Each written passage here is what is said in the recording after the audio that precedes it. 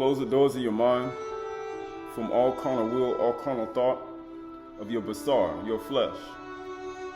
The knowledge and understanding of good and evil within oneself, that you may discern between Taub and Ra within yourself, within your inner being, within your inner thoughts, within your 12 cranial nerves, within your 12 melanin centers, down to your hands and your feet, that control the rest of your body, within your thoughts and your makashaba and your yetzer, your imaginations that can produce apparitions within your own mind, and create things within your own self that allow you to move forward, and allow you to move forward in your mind and your thoughts and in your 7 eyes and your 7 near, and that your lamp may not continually burn. For today is a day of freedom. Today is a day of warning. Today is a day that Yahuwah has given us to another Shabbat, another Shabbat to rest from our labors.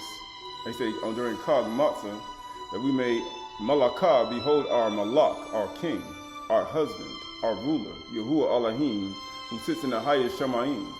For 3 times a year shall all the Zakor, the male, shall appear before Yahuwah, not with anything contaminants. But yet we look at this world today and we see all the wormwood that's being sown and all the wormwood that's being poured out on the internet, on the cell phones, and on devices that corrupt people's mind, both male and female and child.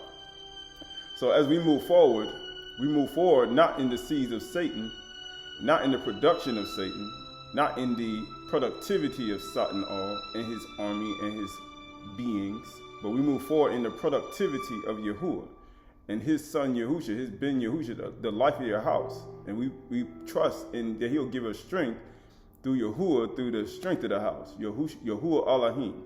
So this Yom, we acknowledge the one who made all of the har of the earth, all of the nahar of the earth, all of the rivers and streams of the earth, all of the thoughts in the mind of all creatures on the earth, whether on the yam, in the sea, whether in the rivers, whether within your own self, within your own being, within your cells, within your thought process that can bring you back to perfect health or bring you to disease. Yahuwah Elohim. So as we move forward in the pari of Yahuwah. Kindness, ahab, joy, peace, patience, meekness, temperance, self-control, gentleness, faithfulness. Many words that man has created to try to discern between what is right and what is wrong. But faithfulness, gentleness, and self-control, 7, 8, 9, you create within yourself the finishing product of who you need to be continually on a 364-day cycle. So let Yahuwah's love resonate in your frontal lobe and in your hands, what you do with your hands, your coffin, your yard, and your regal, and where you go with your feet, and what you do with your mind, your leg, your teacher of your body. So this is the book of Yeshayahu, the book of Yeshayahu, chapter 2, the book of Yeshayahu, chapter 2, and verse 1. It says, the word that Yeshayahu, the son of Amos, saw concerning Yehuda and Jerusalem. So he saw this concerning Yehuda, which means his name, Yehuda, means praise, and Jerusalem means the teachings of peace. Right? That's what it means. And it shall come to pass in the latter days, in the Yom, that the mountain, the har of the house of Yahuwah, shall be established at the highest of the mountains, or the highest har. The highest mountain. Right? And shall be established at the highest of the mountains, and shall be lifted up above the hills, above the har. And all going people shall flow to it. It shall flow just like a river. Just like a river and stream that serves Yahuwah, that gives rain. When the rain comes down, it flows down the river, and it sends forth, and it allows things to grow. And he said, when it's planted by the river's living water. It said, and many people shall come. That's many peoples. And say, and they're going to come and they're going to speak. They're not going to be mute. The mute demons that Yahushua cast out, he said they're not going to be mute. It says, come, let us go up to the mountain of Yahuwah. They said, let us go. Let us go up to the mountain of Yahuwah, to the house of the Elohim of Yaakov, to the house of Elohim of Yaakov. So you serve the house of that. He said, show me to hurt my throne, the Arat is my footstool. What house will you build for me? Are you a part of Yaakov's house, both male and female? Are you a part of him? Because if you're a part of his house, then he said he's talking about you, your house, his house, Yahuwah's house, right? And it says, that he may teach us of his ways. He said, how you say you expound or Qahalath? We have to speak. That he may teach us his ways and that we may walk in his path. That's what all people want to do. They want to walk in what you do. They want to do what you do. So in order to do what you do, they have to see what you do. In order to see what you do, you have to speak what you do. And by speaking what you do, then you have to do it. Right? And he said you have to do it. Right? So this is the book of Exodus. I think it's Deuteronomy. This is the book of Deuteronomy.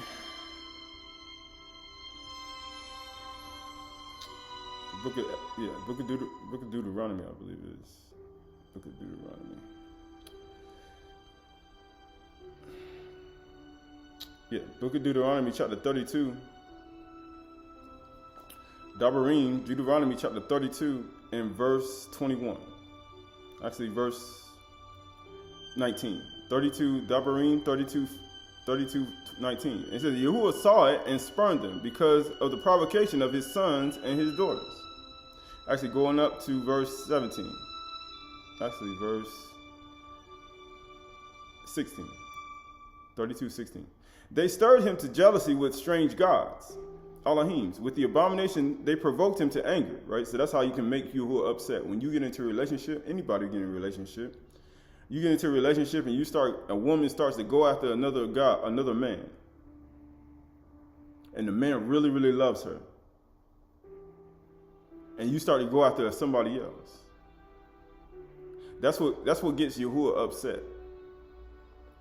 When we say we call on his name, and then you do something and you go listen to another god, another idol, and you call on it as the person that's going to give you guidance, wisdom, knowledge, and understanding. But you don't have with the eye, and you go listen to it and you take in what they say.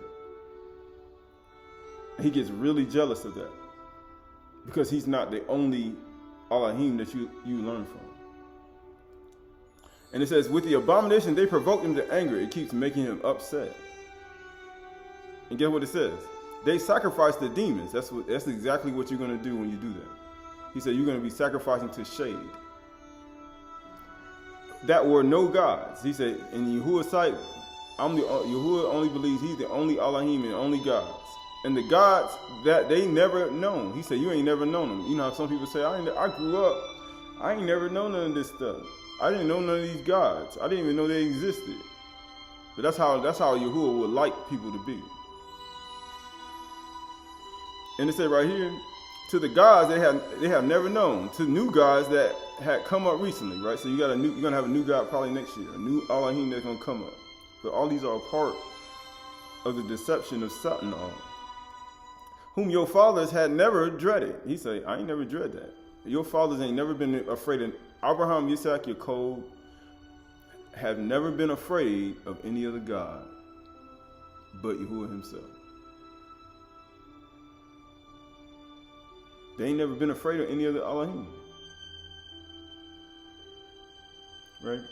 It says, you were unmindful of the rock that bore you. He said you were unmindful of it, which means your imagination, your yetzer, and your understanding was not focused on him. He said you were unmindful. That's like a woman going to commit adultery or going to commit fornication or doing something outside her father's command and going to commit fornication, doing something.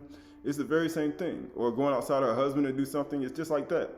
Just like Numbers chapter 30 tells us. He said, she vowed a vow, and she says, and her husband would stand her, her vow shall not stand. But if he says nothing, then she can go do it. But these are all a part of things that Yahuwah tells us to do as his children.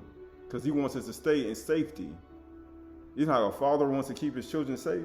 I'm trying to keep everybody safe from things that they don't know about. Because I'm the only one that know about it. Yahuwah like, I know good and evil more than you do. You know how some people think they know good and evil more than Yahuwah does. He said, I know it more than you. So wouldn't he think he would, at the right time, in the right moment, he'll give you the knowledge and understanding and let you know what good and evil is, and that's good and that's evil? So why would you trust any other Elohim to tell you that? And it said right here, Yahuwah saw that and it spurned them because of the provocation of his sons and daughters, both male and female. Because that's what he does. And he said, I will hide my face from them, and I will see what the end will be. So when you do stuff like that, Yahuwah say, I'm going to hide my panim from you. I'm going to hide my countenance, my face that shines, because I got a lot of wisdom. He said, I'm going to hide it from you. He said, I will see what the end will be, and then he'll see what's going to happen to you. He said, you're going to need me eventually. He said, for they are a perverse generation. He said, they perverse. Children in whom is no faithfulness, right? Kindness, ahab, joy. Go to Galatians chapter 5. Galatians chapter 5 and verse 18. Galatians chapter 5, verse 18. Go to verse 22.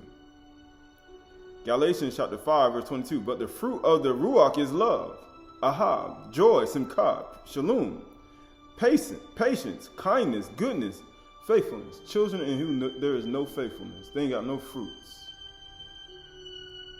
They can't stay faithful for 1 day, 3 months. They can't stay faithful for 40 days. They want to get out on day 41. They want to get out on day 1. He said, they're not faithful people. He says gentleness, right? Self-control, right? Going back to Devarim chapter 32. Devarim chapter 32. So this is the whole point of Chag Matsah. He wants to see if we can stay faithful until even after. Because some people only be faithful for 7 days. I say, I wash feet and be humble and meek and lowly for 7 days. Then after it's over, maybe 3 days into it, or maybe 4. And then after that, they go right back to who they were before. They automatically go back. Right, going back to Devarim chapter 32. They automatically go back. Right, verse 9. It says, it says right here. Yeah, here we go. It says, they have dealt corruptly. It says, verse 4. The rock, it says, the rock, his work is perfect. For all his ways are justice. A Elohim of faithfulness and without iniquity. Right? That's who Yahuwah is, right? This Deuteronomy, yeah, that's in verse 2. Let's go back over. Sorry. Where am I at? Yeah. Going to verse, yeah, going back to verse 16. It said, they stirred him to jealousy with strange gods. With the abomination, they provoked him to anger. They sacrificed to demons that were no gods, to gods they had never known, to new gods that had come recently, whom your father had never dreaded. You were unmindful of the rock that bore you, and you forgot the Elohim who gave you birth. Yahuwah saw and it spurned him, verse 19, because of the provocation of his sons and daughters. And he said, I will hide my face from them, and I will see what the end will be. For they are a perverse generation, children in whom no faithfulness. They have made me jealous with what is no Elohim. They have provoked me to anger with their idols. He said they provoked me to anger with their idols. Go back to go to Deuteronomy 1 and Deuteronomy 32 and 1. Devarim 32 and 1. It says, give ear, O Shamaims, and I will speak. He said, give ear. He's telling the Shamaims to hear. He said, the Shamaims got consciousness. He's literally telling the Shema. Yeah, the Shamaims have a consciousness. And let the earth hear the words of my mouth. The Arat has a consciousness. It can hear Yahuwah. It's alive. It says, may my teaching drop as the rain, and my teaching distill as the dew. He said the bar is alive. His rain has life. It's alive when it hits the ground. When it goes into the ground, it's like seeds. It's like a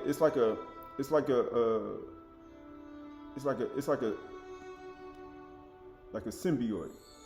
You can't even see it, but it has some type of thing living inside of it.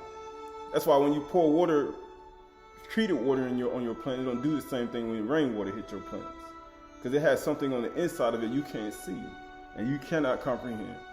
And it says right here, my speech distills as the dew, like gentle rain upon the tender grass, just like gentle rain on tender grass, and like the showers upon the earth, because you need all of that. For I will proclaim the name of Yahuwah, ascribe the greatness of Elohim. Right, here we go. The rock, his work is perfect. He said, the rock, his work is perfect. His work is perfect, tamim. For all his ways are justice, mishpat.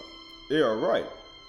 A Elohim of faithfulness, and without iniquity, just and upright is he. So if he's faithfulness, he has the fruits of the rock, and he's upright, he expects his children to have faithfulness.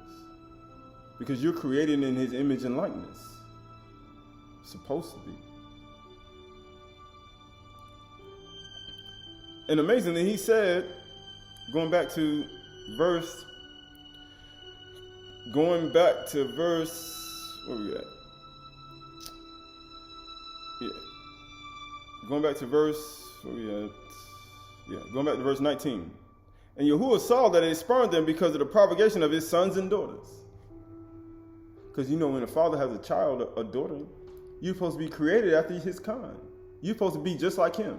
Man, you got that from your father, didn't you? You got that from your father and your mother. You got that trait from him, faithfulness. But when you don't have it, then he's like, oh, you only can last 7 days? Or you can't last 364 days? You can't last a whole jubilee? You can't last 7 years? You can't do this for 7 years? You can't do that without going to another Elohim, without going to another God. It says, and Yahuwah saw that they spurned them because of the propagation of his sons and daughters. Skipping over to verse, going back to 21. And they made me jealous with their which is no God. They have provoked me to anger with their idols. So I will make them jealous with those who are no people. He said, so you know what I'm going to do? I'm going to go find me some more children. And I ain't going to pay no attention to you. You know how, you imagine having a father saying, I ain't going to pay no attention to you. I'm finna go make me a whole nother family. And I ain't gonna pay nothing to you. Matter of fact, I'm not gonna give you no inheritance. Think about that. The original sons and daughters gonna be like, that's my inheritance. What you doing giving it to them? That's their second family. And he like, you know what? I'm gonna make another family. That's how Yahuwah is. And he says right here, so I will make you jealous with those who are no people, and I will provoke them to anger with a foolish nation. He said, I'm gonna get some people who don't even know me, and I'm gonna help them out, and I'm gonna give them an inheritance. And you know what happened? I'm not gonna pay attention to what you all do, because Yahuwah wants a family. He like, you know what? I want some sons and daughters, right? And it said right here, and it says, for a fire is kindled in my anger, and it burns to the depths of Sheol. I ain't Ish Lapid. His 7 eyes. He said like flaming torches. He said, my fire is kindling my anger. When he breathed into Adam's nostrils, what did he breathe into him? His off. Like we talked about that. His off, his anger. He breathed into his nostrils the breath of life, and man became a living soul. They were created after his image and likeness, according to Genesis chapter 1, verse 26. So he breathed into his nostrils the off, his anger, and he believed his intellectual thoughts within him, and man became a living being, Kai Nefesh. So if Yahuwah gets angry when people do idols, he said, why are you not? And you saying you believe in Yahuwah. And he says, fire devours Sheol, devours the earth and its increase, and sets the foundations of the mountains. I thought the mountain of Yahuwah was going to be established on the top of the mountains. But if you do opposite, ain't going to be no water coming down from the mountain. You know how, let it go up like a river flowing. It's going to be just straight up burning. You know how you see mountains and wildfire? Well, it's considered that Yahuwah is angry. And it says, and I will heap disaster upon them, and I will send my arrows on them, and they shall be wasted with hunger and devoured by plague and poisonous pestilence. There will be famines, pestilence, and earthquakes in diverse places. Because people won't, he said, we keep this Chag Matsah, and we supposed to keep 11 out of the house 7 days, and it's like a mimic, it's like a showing that we faithful to him, and we have a relationship with him, and we have a love for him, a high. But then we start to go after other idols and God and start to listen to them and take them in, and then start to listen to them and not having Yahuwah as your first and foremost thought, then guess what happens? He'll start to send these on your household. He'll start to send this on your house. That's both. He said male, female, and children. If the male starts to do it, then he'll send it on the whole house. If the female starts to do it, he'll send it on the whole house. If the children start to do it, he'll send it on the whole house. That's what he'll do. That's why he says this is not a type of selfish type of walk. It's not a selfish type of thing. You can't be selfish. You got to think about other people when you do things. Why? Because if you do anything, I will heap disaster upon them, and I will spend my arrows on them, and they shall be wasted with hunger and devoured by plague and poisonous pestilence, and I will send the teeth of beasts against them, and with the venom of things that crawl in the dust. Outdoors, the sword shall bereave them, and indoors, terror. So outwardly, you think you're gonna go, I'm gonna be inside. It's gonna be happening outside the house. He like, indoors, I'm gonna get you. Whether you inside the house or outside the house. And get what it says. Outdoors, the sword shall bereave you, and indoor terrors. You know how they have outdoor indoor pools and outdoor indoor gardens and outdoor indoor. Yahuwah got, so I got outdoor indoor. You got an outer man and an inner man. So Yahuwah said, I'll send all these things on your outer man, which is your flesh, your nephash, your natural nephash, and then your inner being, your spirit, your ruach inner being, your nephash. That's how it works, right? For a young man and woman alike. So he don't care, both male and female. So please don't be thinking, oh, I'm gonna get married or I'm gonna join a relationship, and that person does opposite of Yahuwah, and you ain't gonna get no plagues. Please don't think that. Please don't think that. Because if you do think that, then you're gonna find yourself. This is why we talked about putting away. He said, talking about put away crude joking and all these things, and hatred and jealousy and envy and all this wickedness within yourself. Why? Because then it produces what? It ain't gonna allow you to be fruitful. It's gonna bring things on you. It's gonna bring Yahuwah's wrath on you. It's gonna bring Yahuwah's wrath on everybody that's around you. And that's what happens. Right? And it said right here, the nursing child with the man of the gray hair. So he don't care if you old either. He said, my hair turning gray. He said, a nursing child. So that's your whole family. That's your whole life. Right? And it says, and I would have said, I will cut them to pieces, and I will wipe them from the human memory. Huh? He said, so why you getting to fear Yahuwah and don't you get in a relationship? You know how you swear an oath by his name, just like Yaakov did your Laban? He said, you can't swear something and not do it. You can't utter an oath and use Yahuwah's name and not do it. You can't. You can't get immersed in Yahushua and say, I want to get out the relationship. It don't work like that. You know how people say, I want to get immersed in Yahushua and just stop. Even if people did all these slander me, gossip me. We talked about it second Enoch. He said, in all these things, you got to walk. In your afflictions, in your attacks, spiritual attacks, all these things, and all, you still got to go. You got to keep going. It doesn't matter. You can't get out of it. Will they cast you out? Will they cast your name off as evil? It doesn't matter. Whether you suffer for righteousness' sake or evil's sake, you still got to do it.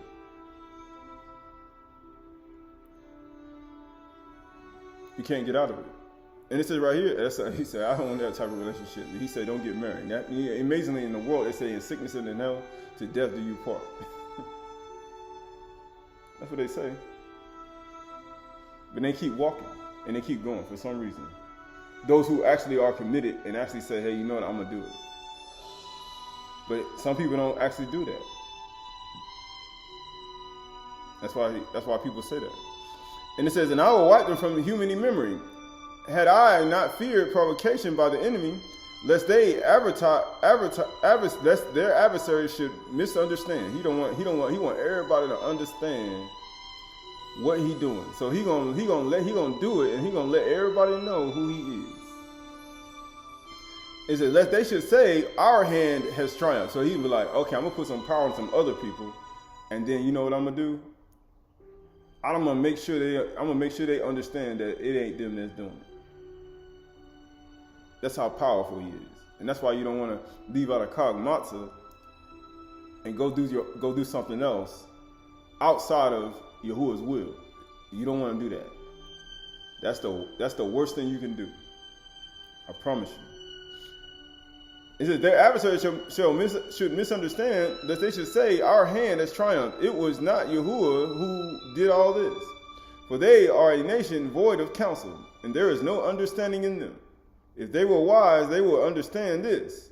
They would discern their latter end, right? Why would he say that? Why would he say that, right? So this is the book of Psalms.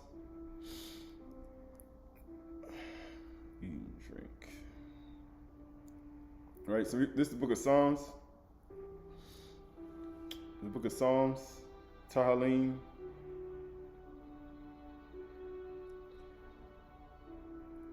The book of Psalms, chapter 102, Tahalim 102, Psalms 102, verse 3. Psalms 102 and 3. For my days pass away like a smoke, and my bones burn like a furnace, just like any other thing. Right? It burns like a furnace. It goes away just like any other thing. You put it in fire and it's gone. Your life will be over with. He said, so it's better. Pasat, Chag Matsah, what's next? Keep on in the relationship. Don't get off your relationship. I promise you, don't do it. Purification, prayer, fasting, singing, making melody in your heart, warnings, teachings. Don't get off the relationship. It says, for my days pass away like a smoke, and my bones burn like a furnace. My heart is struck down like grass and has withered, and I forgot to eat my bread. You say you forgot to eat your lakam. Amazingly, when Yahushua was talking with the disciples, after he rose from the grave, in Luke 24, he said, why are you walking around and was sad? He was talking with them all day, but he made sure before the sun went down that they got their lakam in their hand and they were eating it. Make sure they didn't forget. He said, that's what you got to do, your brother and sister, mother and father, your household. You got to make sure people don't forget. You got to do that. He said, if you don't do it, then you get out the relationship. He's like, I don't want to get out the relationship. He's like, okay. Now make sure other people don't. Don't just sit there and watch like Esau. Yeah, I saw my brother, he ain't doing it. I'm gonna make sure he died.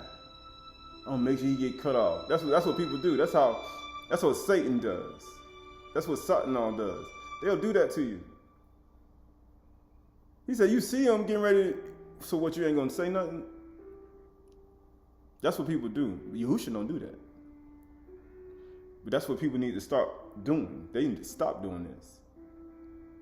Purposely not say anything to make see something happen to them. Right? Yahuwah does that after you get out, not during. Right? Yahuwah does that. He stops paying attention to you after you get out, not during. Right? That's what people do. Verse 5, because of my loud groaning, my bones cling to my flesh. He said, because of my bones cling to my flesh. He said, man, I ain't got nothing in me. He says, I am like a desert owl of the wilderness. We're going to talk about that too.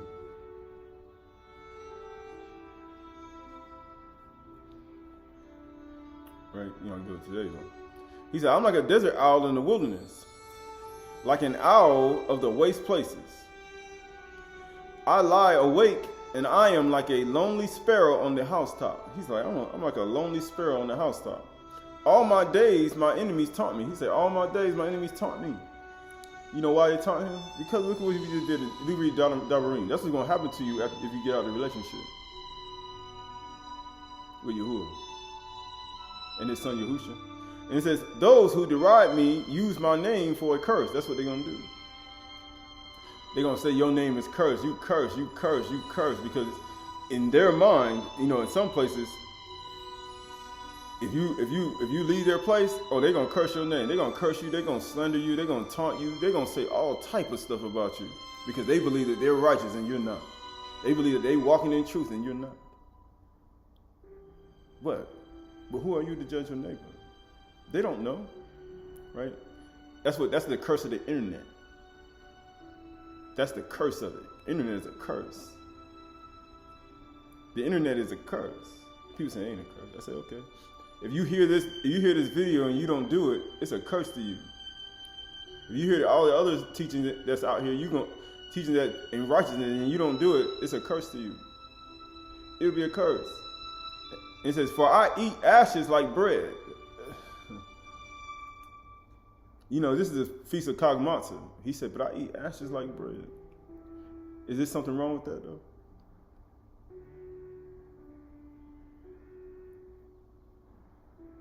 Right? He said, my ashes are like bread. Look how. So what is Chag Matsah? Naturally, we eat bread. But then there's something you have to do inwardly within yourself. It says, for I eat ashes like bread and mingle tears with my drink. He says, my ashes is my bread and my tears is my drink.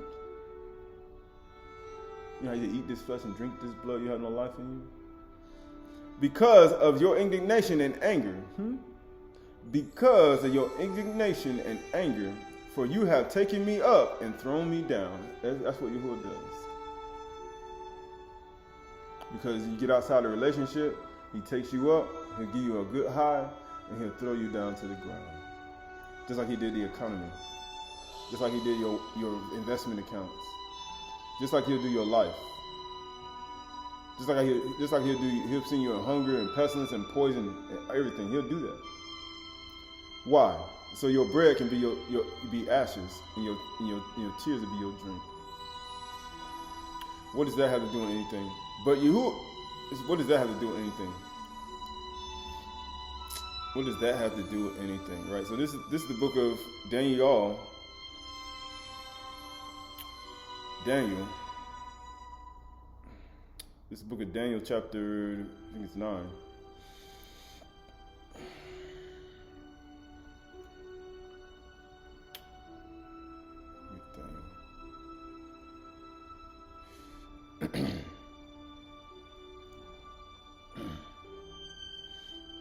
Let's go there. Daniel chapter 9. Where is it at?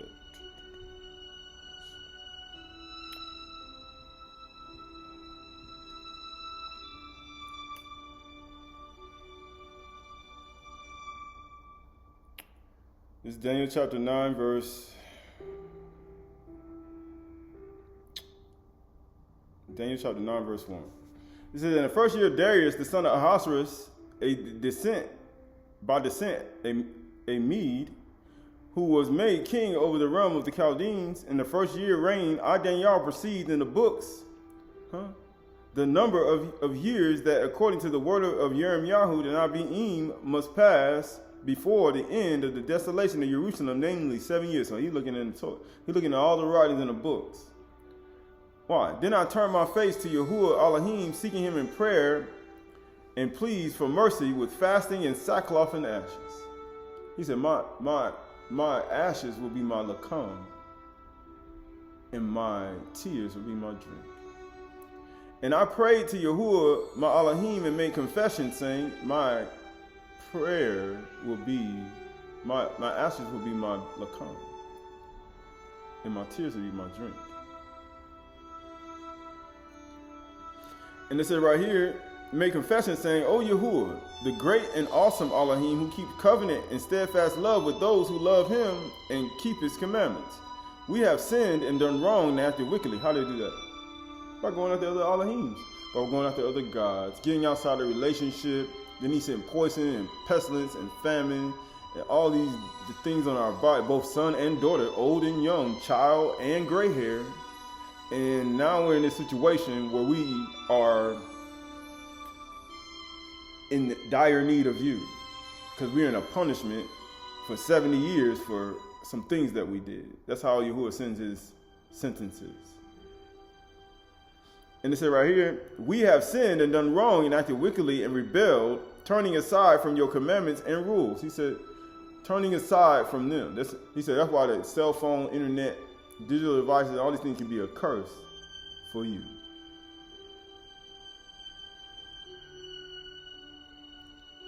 We have not listened to your servants, the Nabi'im. He said that's why all these things can be a curse for you.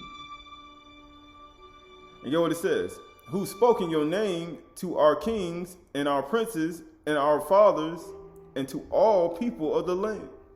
Why would he say to you?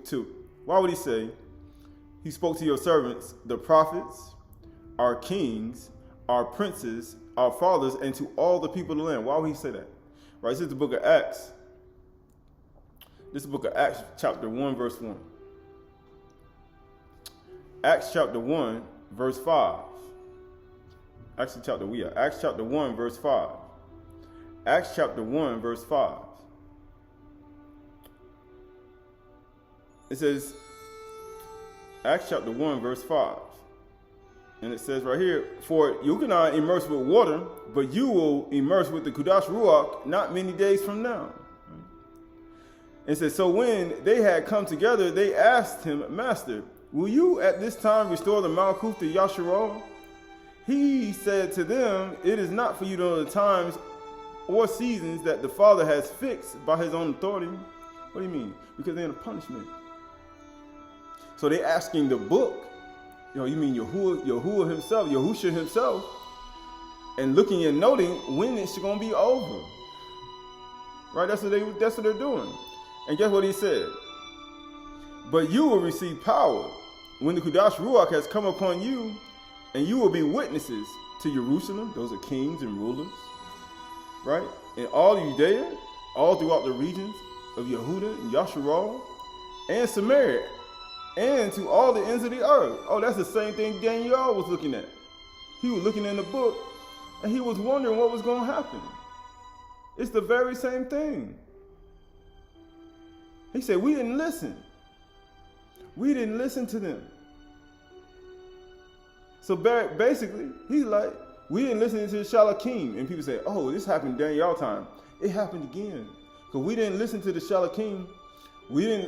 Our ancestors, your people, did not listen to the Shalakim, did not listen to them, did not listen to their words, did not listen to the Malakim, even the Nabi'im during that time, because that's what the Shalakim were, Nabi'im. They were like prophets, and they were talking about Yahushua Mashiach and what everybody did, and everybody needs to stop doing, and they didn't listen to them. They didn't listen to Yirmiyahu, Abyd, Yakaziel. They didn't listen to Zachariah, Saphaniah. They didn't listen to them. They didn't listen to the people, the men in times past. They didn't listen to Aydah. They didn't listen to all Yahu, all Yasha. They didn't listen to Deborah or Huda. They didn't listen to none of these people. They left. Everybody stopped. And many others. And even a no-name Nabi'im that nobody know about. And it said right here, to all the earth, right? Going back to Daniel chapter 9. Daniel chapter 9. That was that quick. It said Daniel chapter 9. Daniel chapter 9, verse 1. Daniel chapter 9, verse 5. It says, verse 5. It says, we have sinned and done wrong and acted wickedly and rebelled, turning aside from your commandments and rules. And we have not listened to your servants the Nabi'im, who spoke in your name to our kings, that's all Jerusalem, and to our princes, that's Yasharal and Yehuda, and our fathers, and to all the people of the land, that's Yasharal and Yehuda. That's all Judea, like they say. To you, O Yahuwah, belongs righteousness, but to us an open shame. He said, look at that. He said, you know how he said, I'm going to make their enemies know in Deuteronomy 32. I'm going to make them know. When you get outside relationship, I'm going to let them know so they won't misunderstand. So they won't think that it was him that did it. He said, I'm going to let them know. And get what he said. He says, as at this time, the men of Yehuda and the inhabitants of Jerusalem and to all Yasharal, those who are near and those who are far away in all the lands to which you have driven them because of the treachery that they have committed against you. I mean, so they men went outside the relationship. They done went and got another man. It's like getting in a relationship and a woman go be with another man. He like, then he got another shot and she wanted to be another man. Then he said, okay, all y'all come back. Then he said, look at all the people y'all done been with. So you telling me you just gonna sit there and act no tears and no ashes? You just gonna sit there and say, and no tears and ashes and sit in my face as if you ain't did nothing? That's what he's literally saying. You're gonna sit there with no tears and ashes, and you're not gonna eat. Let your ashes be your lakam, your bread, and your tears be your drink, and you're not gonna do that. So you would rather just sit here and act like you didn't sleep with a whole bunch of men, or you didn't be with a whole bunch of men, and you want to come back to me. That's how Yahuwah is. And it says, and those who are near and those who are far away. He said, we are put to old shame as this day. And the men of Yehuda and the inhabitants of Jerusalem and to all Yasharal, those who are near and those who are far away, in all the lands which you have driven them, because of the treachery that they have committed against you. To us, O Yahuwah, belongs open shame, to our kings, to our princes, to our fathers, because we have sinned against you. To you, Yahuwah, our Elohim, belongs mercy and forgiveness, for we have rebelled against him. He said, to you. Jeremiah chapter 9, Jeremiah chapter 9, verse 1. Jeremiah chapter 9, verse 1.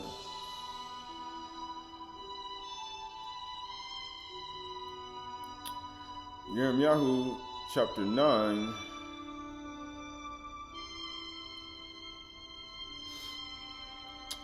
Jeremiah chapter 9.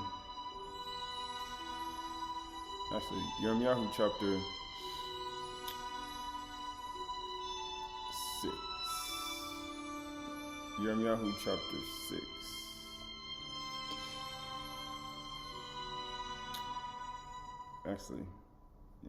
Actually, go to Jeremiah chapter 3. Jeremiah chapter 3, verse 6. That's right. Jeremiah chapter 3, verse 6. Jeremiah chapter 3, verse 6. And Yahuwah said to me in the days of King Josiah, have you seen what she did, that faithless one, Yasharal? And he just said, we talked about faithfulness. He said, my people have no faithfulness. That's the fruits of the Ruach.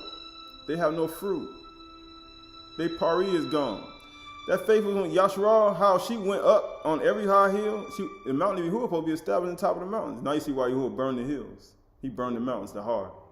He said he set the mountains ablaze. And under every green tree, he burned all the green trees. You know, we like springtime, right? When the trees go green and everything, just don't get outside the relationship. Don't go outside the relationship of Yahuwah, Elohim, and his son Yahushua. All that immersion Yahushua have put him on, don't go outside the relationship. And they have played the whore, Zanah, and I thought after she had done all this, she would return to me. She would shoot, but she did not return. And her treacherous sister Yehuda saw it. You know how we see be during a feast? The Chag, it's a night of much watching. Every night is a much watching, but nobody watching over each other no more and seeing what people doing. They don't want nobody to know that you committing those. They don't want nobody to see anymore. They don't want to have their eyes open. They don't want to say nothing like Esau, Asu, on the mountain when your coal was getting ready to be taken. Then by not saying nothing, then you cause a whole bunch of other disasters on the house, and then you act like you ain't do nothing wrong. Because you already knew. And you say, why does Yahuwah don't just reveal certain things to a male? He reveals some things to a female, and sometimes even to a child. You know why he does that? Because he wants the whole house watching. He wants the whole house on alert. And you know the sad part about it? When all the people knew that Eli's son was laying with all the men of the team, they all knew it and they didn't say nothing. And guess what he did? He raised up a child to tell you that you are wrong. Ain't that something? But then people say, and guess what? He said, if you don't say anything, young Shemuel, if you don't tell me, let what's going to happen to me, let it happen to you. And women think that they can hold things in and not tell their husband, let them fall. And he'd be like, okay, so you knew and you ain't going to say nothing? Okay, what happened to you happened to him. That's what happened to Ananias and Sapphira too.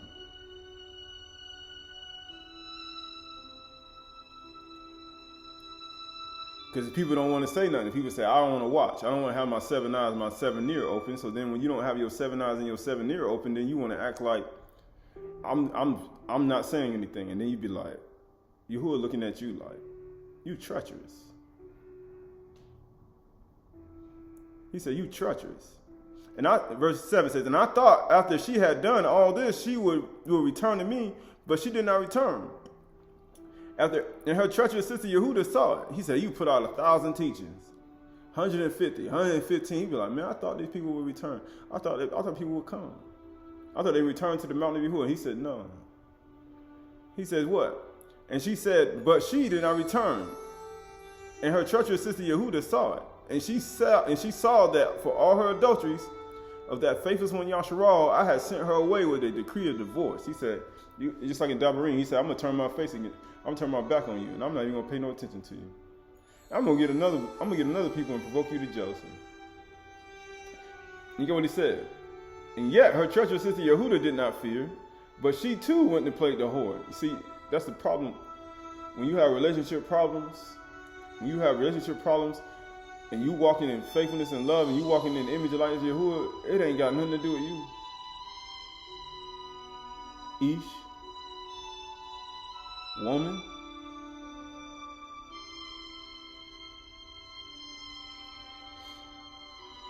Verse 9, and then he say, you know what people do? You know how you know you're in the image and likeness of Yahuwah? He said, how do you know? Because you do the same thing he do when it happened to you.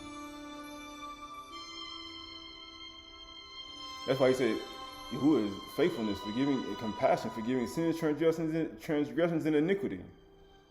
That's how you know you're in the image and likeness of Yahuwah. But you know, when you extend that to somebody, they won't accept it. And they'll still keep doing what they've been doing.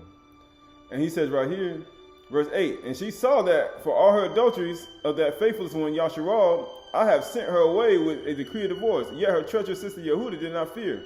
But she too played the Zanah whore, because she took her whoredom lightly. She polluted the land and committed adultery with the stone and tree. He said, that, now you see why he burned on the Har, the mountain that made of stone, and all the trees on it.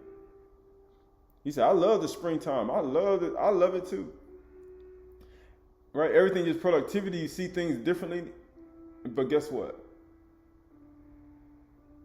If you get outside a relationship, this is what's going to happen. We don't want to do that. Yet, for all this, her treacherous sister Yehuda did not return to me with her whole heart. That's the whole point. With her whole entirety of her whole heart. Her lay, her yetzer, her imaginations, her makashapa, her 364-day cycle. She only lasted a 7-day feast, like the Chag we just did, is getting ready to end today. Chag Matsah, he said, man, you were humble, meek, and lowly. You washed feet. You were sound in your mind. You did all these things. So he's like, okay, let's see you go past 7 days.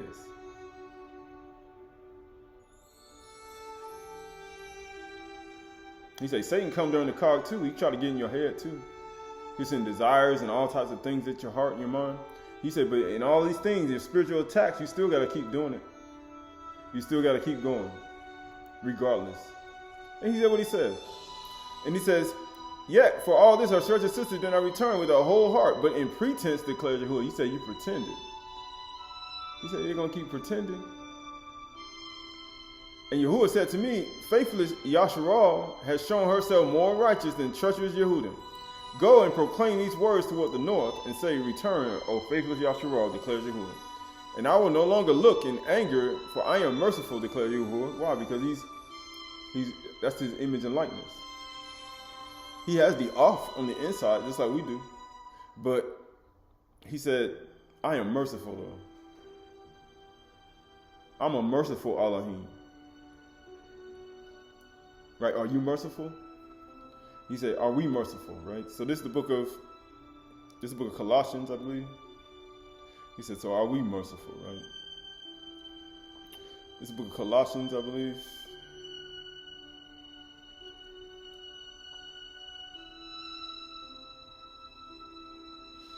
Let's go to book. Yeah, I think it's the book of Colossians. Actually, go to James chapter 2. Jacob chapter 2, verse 8. Jacob chapter 2, verse 8. It says, if you really fulfill the royal Torah according to the scripture, you shall love your neighbor as you love yourself. You are doing well. Huh? He said, you're doing well. He would say, what's wrong with me? He said, you selfish. That's the whole point. That's how you know. He said, you're a selfish individual. And get what it says. He says right here, it says, according to the royal scripture, you shall love your neighbor as you love yourself. You are doing well. But if you show partiality, you are committing sin. You know how you say, you know something, your 7 eyes and ear open, and you know it, and you don't say nothing, and you just want to see people fall. You want to see something happen to somebody, even during the Chag, even after the Chag, even leading up to waving the sheaf, and all the way to Chag Shavuot. So you ain't gonna say nothing. You ain't gonna have your eyes open. You ain't gonna have your ear burning, and you just gonna let them. You're gonna show partiality, knowing that you know what the truth is. You are committing sin. He said you will be committing sin if you do that. You know things are treacherous. You know things are treacherous. You know things getting ready to happen. You know that if this person doesn't do this certain thing before the sun goes down, it's gonna be sin. You know that these things are in your power. He said you committing sin when you do that. So how many times has one showed partiality and knowing things, and you ain't say nothing, and then guess what? And they believe in you, and you ain't gonna say nothing. He said you commit sin, and are convinced. He said you are committing sin and convinced by the Torah as a transgressor. He said you convicted. You never had a convicted. He said I ain't convicted by this. Guess what? You should be. He said how long you been knowing Yahuwah? He says you should be convicted. He's like, man, I could have said something. He said, exactly. So you got sin. And get what it says. For whosoever keeps the whole Torah but fails in one point has become guilty of all of it.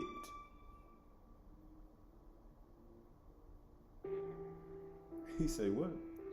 All of it. So that could be, you could be in your household. You could be with your family, your wife, your husband, your children, people, other people. Y'all could have, things like that. Gathering, assembly of learned people, people who understand, people. And guess what? You can cause everybody to be convicted by the Torah just by you not saying nothing.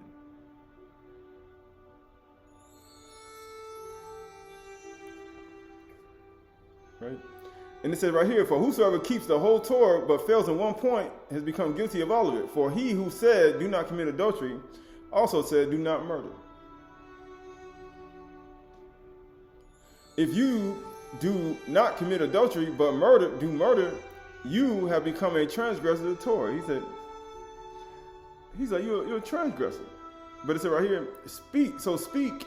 So speak. So what? So speak. That's why Yahushua was casting out all the mute demons. So speak. So speak and so act as those who are to be judged under the Torah of liberty. So speak. Verse 13, for judgment is without mercy to one who shows no mercy. That's why he said, Yahuwah is a merciful Elohim. You know how you don't show no mercy? Just by not saying nothing.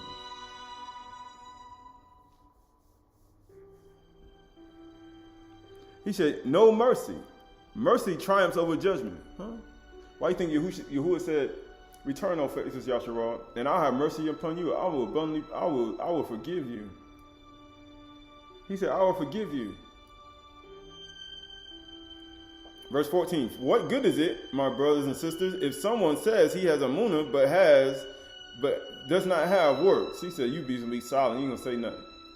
Can the amunah save him? Can your amunah, your belief and what you do in private and things you do in private, that's gonna save you? He said, that's gonna save you? If a brother or sister is poorly clothed and lacking in daily food, and one of you says to them, go in shalom, be warmed and filled, without giving them the things needed for the body, what good is that? So also, amunah by itself, if it does not have works, is dead. He say, it's all dead. He say dead works, right? This book of Yirmiyahu chapter 9, verse 1. Not going back to Yirmiyahu chapter 3, I'm sorry. Almost finished. Yirmiyahu chapter 3. Yirmiyahu chapter 3.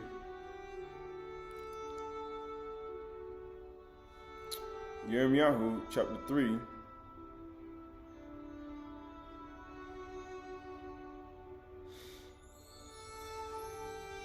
Yirmiyahu chapter 3, verse 8. No, going back to verse 15.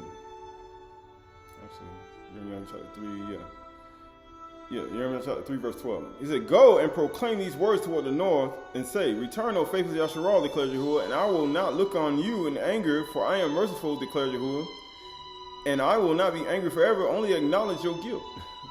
He said, you convicted.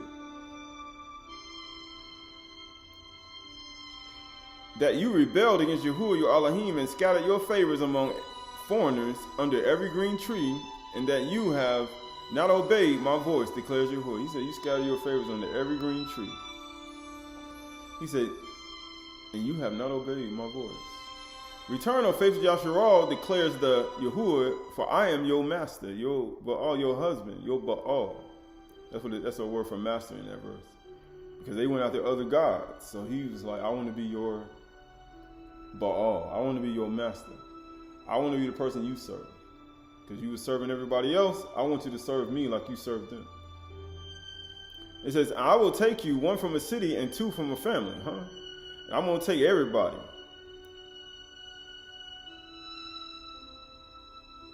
Right, because only a remnant going to return. And I will take you, one from a city and two from a family, and I will bring you to Saum. And he said, I'm going to bring you to Saum, right? So this is the book of, this is the second book of Adam and Ka'ur.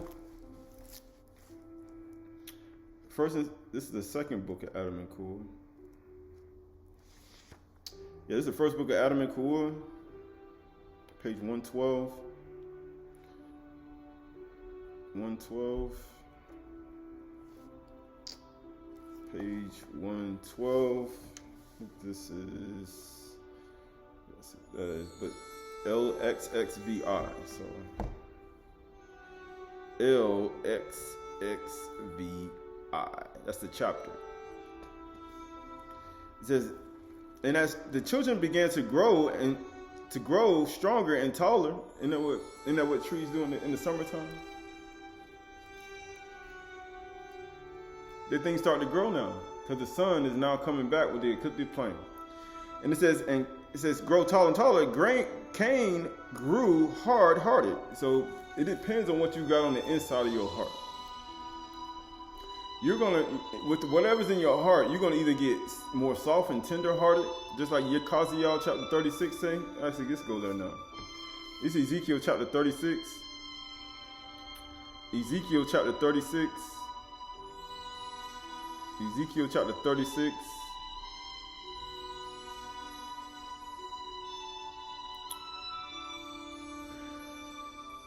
I think that's what it is, yeah.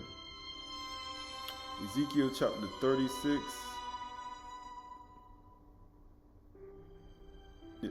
Ezekiel chapter 36, verse 22.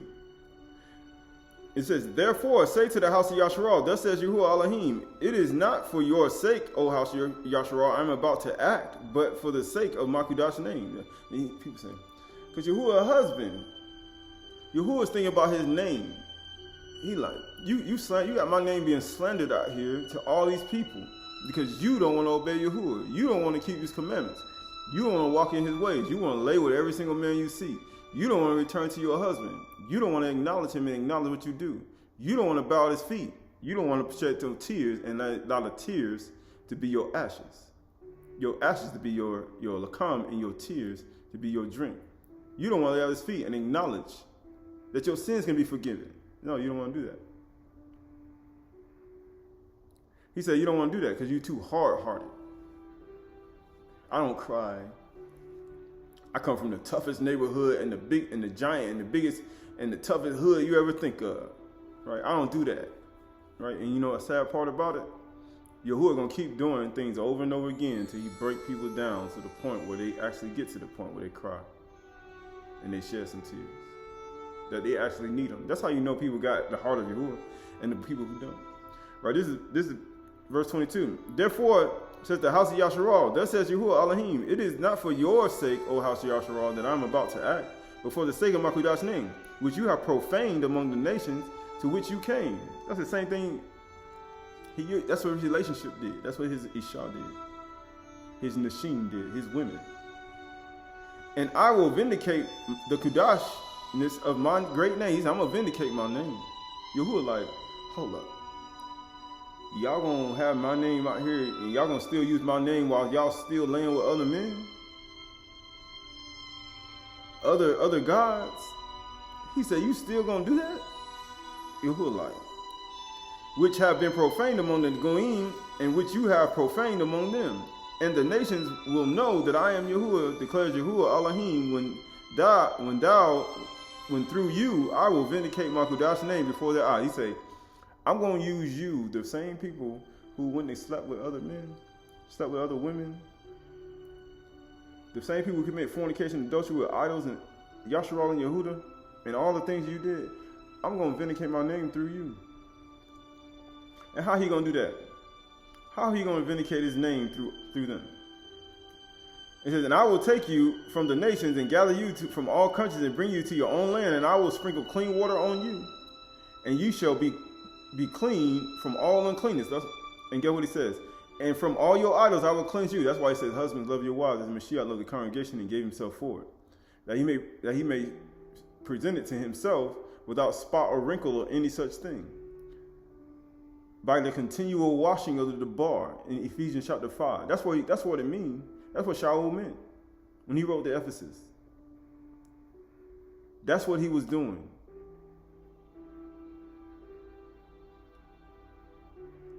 Because that's what the Ish is supposed to do. By continual washing of the bar. It says, and I will take you from a nation and gather you from all countries and bring you to your own land.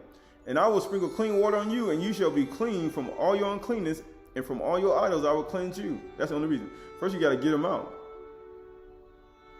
He said you got to get them to a specific place, and then you have to wash them with the bar in order to cleanse them. And I will give you a new heart, a new leg, and a new ruach. I'm going to give you a new ruach, because the one you got ain't the real one. And I will put within you, and I will put within you. How you going to do that? He got to do it by his debar. And I will remove the heart of stone, that hard heart you got, that grew so hard. That thing grew too. People say a hard heart can't grow. You ever seen rocks grow? They have crystals that grow. Like you see crystals that grow, they grow and grow and grow. They can grow on the ground with a lot of pressure. You ever seen a rock grow? And it says right here, and a new rock within you, and I will remove the heart of stone from your flesh and give you a heart of flesh. So I'm gonna give you a sensitive heart. I'm gonna give you a sensitive heart. You're gonna go from a harlot to a virgin. You're gonna go from a zanah to a bethula, to a virgin. And I'm gonna give you your hard heart you had, and I'm gonna make you a bethula again, a virgin.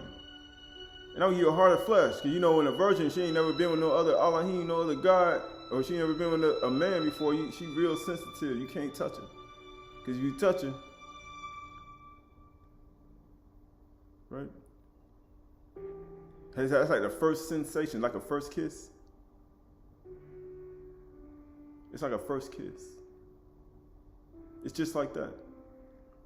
And I will put my ruach within you, and cause you to walk in my statutes. So you're gonna obey my voice. He said, I'm gonna make you're gonna walk in my statutes, which means you're gonna obey my commands. You're gonna obey what that Ish says. Why do you think he tells a woman, wives, submit yourselves to your husband in everything? This is where he got it from.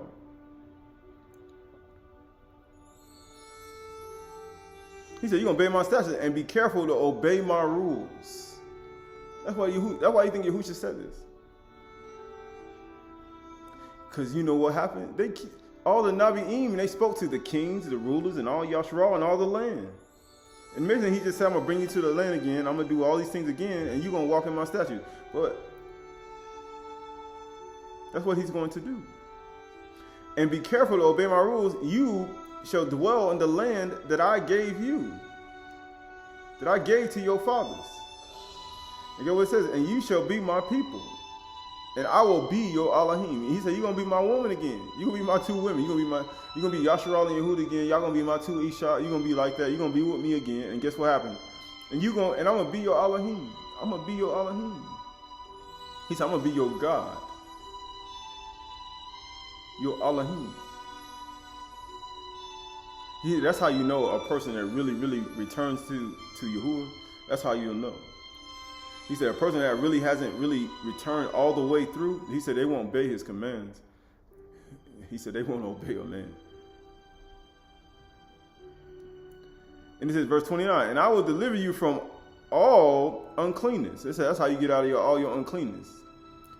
People say, what's wrong with me? How come I can't get out of all my uncleanness, all my diseases, all the things that's wrong with me? It's because you haven't come Yahuwah with all your heart. He said you still got some of it somewhere else. Because where a man or woman and child heart is, that's where their treasures are, that's where their heart will be. He said, my heart is at home. You know how some people say. And I will summon the grain, and make it abundant, and lay no famine upon you. He's going to bring us back. Just don't get outside the relationship. This is going to happen. He said, don't get outside the Chag Matsah and then say, I'm going to go back to what I was doing and just allow my heart to grow. I was faking, pretending the whole time when I was washing feet and cooking and bread and making all this stuff, and then go right back to the old hard-hearted, stubborn person that one used to be before. He said, don't do that.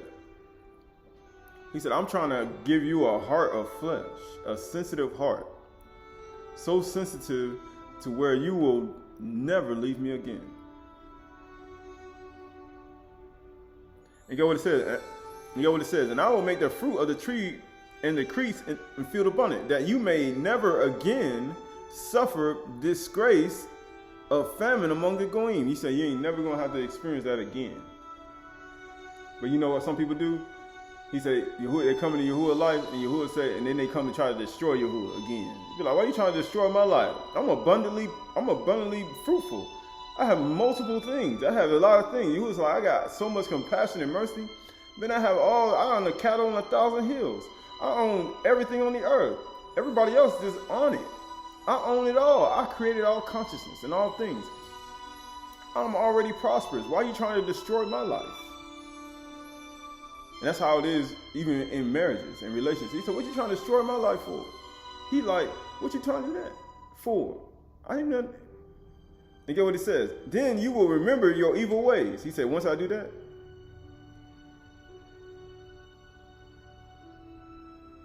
then you will remember your evil ways and your deeds that were not good, and you will loathe yourselves for your iniquity. You will cast it away. It'd be like Daweh. Like we talked about, this food is loathsome to me. Anything they bring to you, any teachings of the nations and the Goyim and other gods and other Elohims, it'll be like Daweh. Daweh, you'll be loathsome, food that's loathsome to you, because you're going to remember your afflictions. Just like Job, we talked about Job, when he was getting afflicted by the Leviathan, Satan. He said, Daweh, it's food that's loathsome to me. All this vexation I got from leaving Yahuwah, he said, I ain't doing that again. He said, you need to be like Daweh with all this stuff. Daweh. Right? Daweh. And it said right here, I will make, and get what it says. Verse 31, then you will remember your evil ways and your deeds that were not good, and you will loathe yourselves for your iniquities and your abominations. It is not for your sake that I will act, declares Yahuwah Elohim. Let that be known to you. He said, it ain't because of you. He said, please don't think it's because of you. Oh my gosh, he's so loving and compassionate. Oh my loves. Oh my love. Yahuwah like, please, let me make this known to you.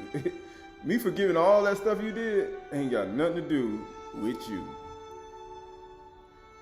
That's what people do in this world. That's the manipulation. That's what people think in their mind. People saying, how did Yahushua know their thoughts? You know how they say, and knowing their thoughts, does this also offend you? For Yahuwah to say to you, Isha, it ain't got nothing to do with you, that I'm doing this for you. He said, does that offend you? Like when a man forgives a woman for all her sins and her deeds and her wickedness, and he be like, it ain't because of you that I'm doing this. You know what he says? Be ashamed and confounded for your ways, O house of Yasharal. Thus says Yahuwah Elohim, on the day that I will cleanse you from all your iniquities, I will cause the cities to be inhabited, and the waste places shall be rebuilt. That's how you get your stuff rebuilt.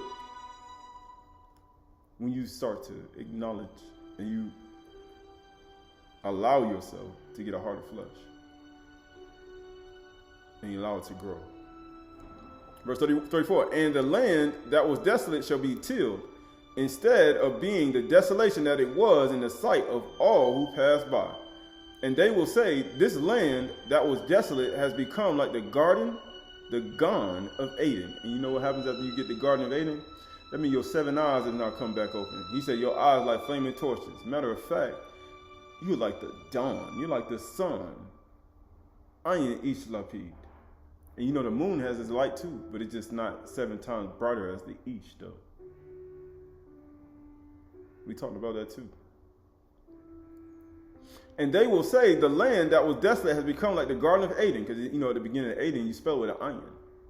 Ayin, Daleth, Nun. You got to see it.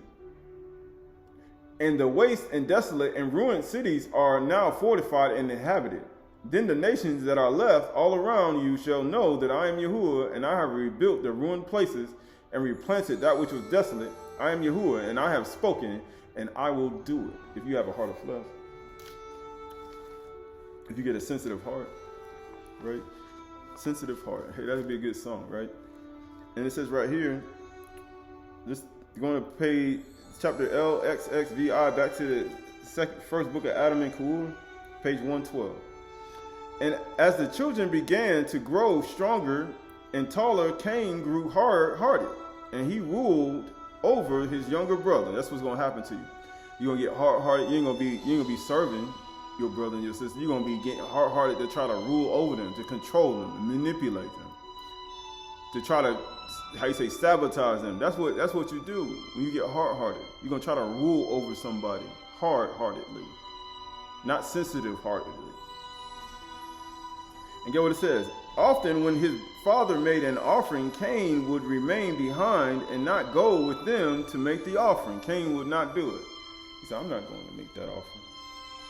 He said, but Abyd had a meek heart. He had a sensitive heart. You know, we just talked about a heart of flesh. He had a heart of flesh. He said he was so sensitive. He was sensitive to the most simplest thing. He was just so sensitive. And you know what he says? And was obedient to his father and mother. He was obedient to Yahuwah himself.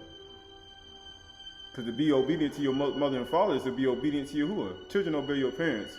But this is, I say, your days may be long on the land that you go to possess. He loved Yahuwah with all. He was so sensitive-hearted and tender-hearted because he obeyed Yahuwah. Why do you think people don't obey Exodus chapter 20, Shemuth chapter 20? Why do you think people try to rule her? Why do you think Athaliah killed her whole family? Because she was hard-hearted. She killed all the royal family and took over the house and sat on the throne. Because she was hard-hearted. She's stubborn.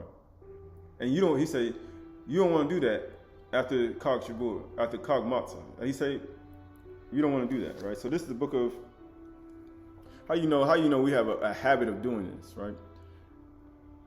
How do you know we have a habit of doing this? Right, so this is the book of Psalms. I think it's Exodus, right? Yeah, we have a habit of doing this. Well, right, so this is the book of Exodus. Exodus chapter 32. Going back to 32 and 6, go to 32 and 5. Exodus chapter 32 and verse 5. It says, when Aharon saw this, he built an altar before it. And Aharon made a proclamation that said, tomorrow shall be the feast of Yahuwah. And they rose up early the next day and offered burnt offerings and brought peace offerings. And the people sat down to eat and drink and rose up to play. That's what we did. He said, that's what we're going to do. He said, it's always like that. He said, they're going to rise up to play. To do what? They're going to rise up to play. Why did they rise up to play? Right. All right, so this book of Psalms, going to the book of Psalms, Ta'alim. Book of Psalms. Book of Psalms, I guess you go to Proverbs. Go to mostly Proverbs chapter 25, verse 21.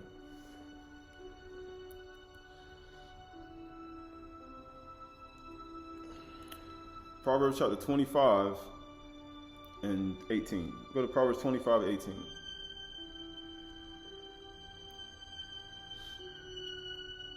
It says, a man who bears false witness against his neighbor is like a war club. And you know what false witness is? That's one of the 10 commandments. Thou shalt not bear false witness against your neighbor. He said, they so tender-hearted. Yeah, right. He said they hard-hearted. They so hard-hearted people. Thou shalt not bear false witness against his neighbor is like a war club. He said, war? Yeah, you going to create some war? He said, I ain't going to create no war.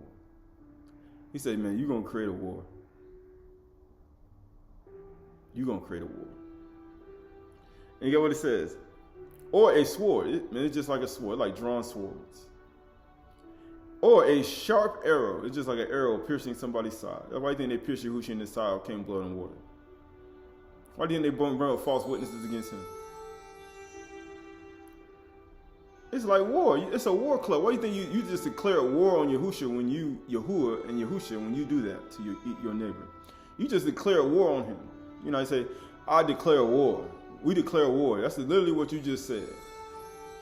When they bring forward false witness against Yahushua, when they were all them elders and chief priests and teachers and the high priest, high Kahan, Gadol, Kahan, brought up false witness and all the people, they literally declared war on Yahuwah and Yahushua. Verse 19, trusting in a treacherous man is in a time of trouble, Trusting in a treacherous man or woman in the time of trouble is like a bad tooth or a foot that slips. He's like, you treacherous sister Yehuda and Yasharal. He said, trusting in a treacherous man or woman in a time of trouble is like a bad tooth. That's like a tooth with a cavity or a root canal. It's painful. Or a foot that slips. It's just like somebody slipping on the ground. It's just like a person slips on the ground. Your regal. Not your regal.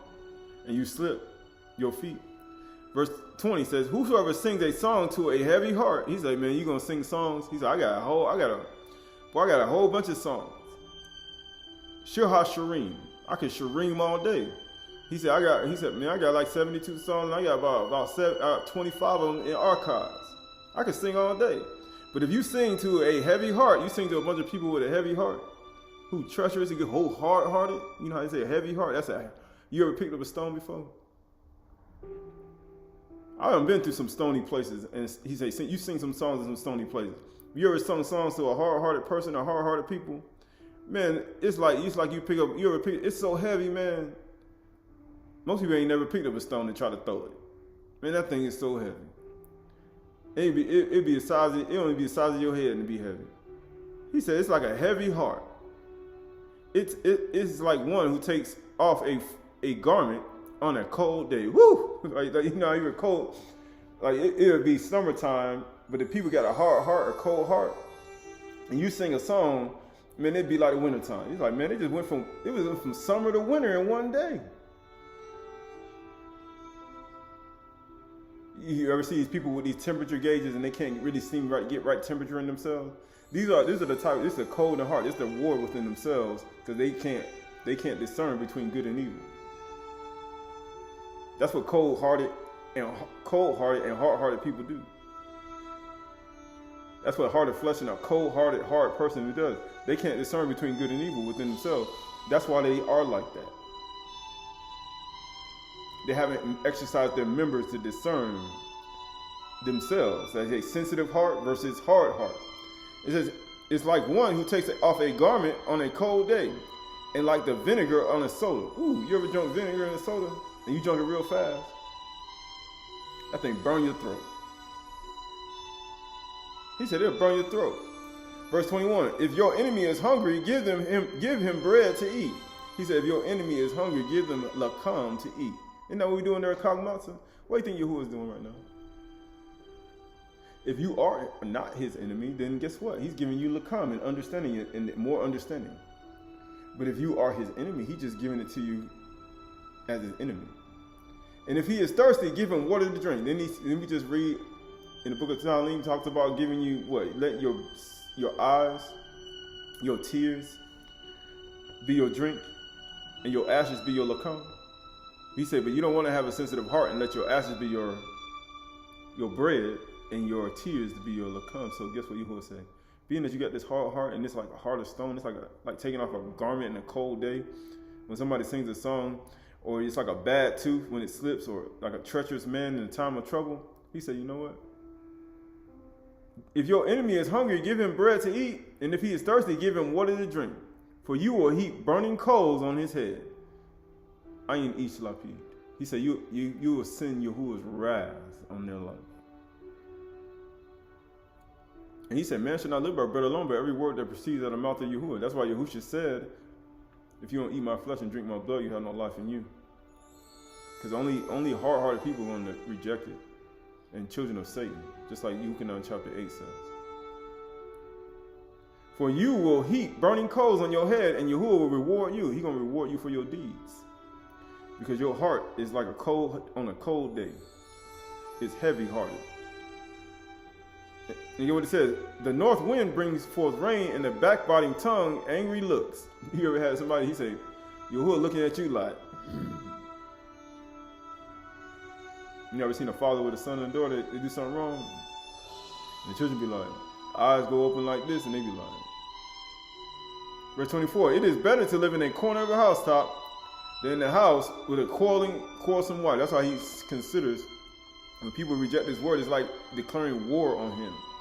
And that's why when they don't obey Yahuwah's commands in the house, he said, it's like you declaring war on me by bringing false witness against me. So he's saying you're like a quarreling wife.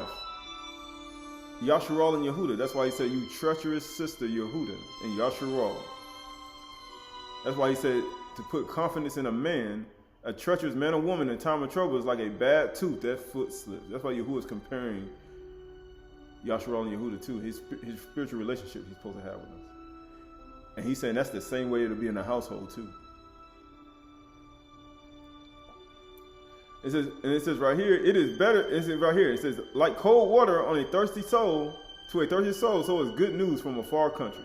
That's why he talks about a Kayol woman, right? Going back to chapter LX, going to LXXVI, chapter of the first book of Adam and Kuah, 112, going back there. And it says right here, verse 3, but Habal had a meek heart and was obedient to his father and mother. He frequently influenced them to make an offering because he loved it. He prayed and fasted much. Then this sign came to Habal as he was coming into the cave of treasures. He saw golden rods, incense, and myrrh. And he asked his parents, Adam and Kuah, tell me about them. So what he did, he loved Yahuwah much. He told him to offer much. He fasted and prayed much. And Yahuwah revealed to him. He's showing him visions and dreams.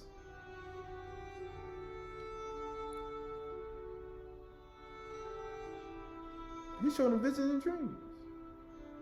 He asked his parents for he asked the mother and father for interpretation. He asked Yahuwah for interpretation. And get what it says. And Habal asked, where did you get these from? Yeah, Adam told him all that had befallen him. He's talking about all the things he saw in a golden rod of incense and myrrh. So he's asking his father and mother, hey, so what's all this about?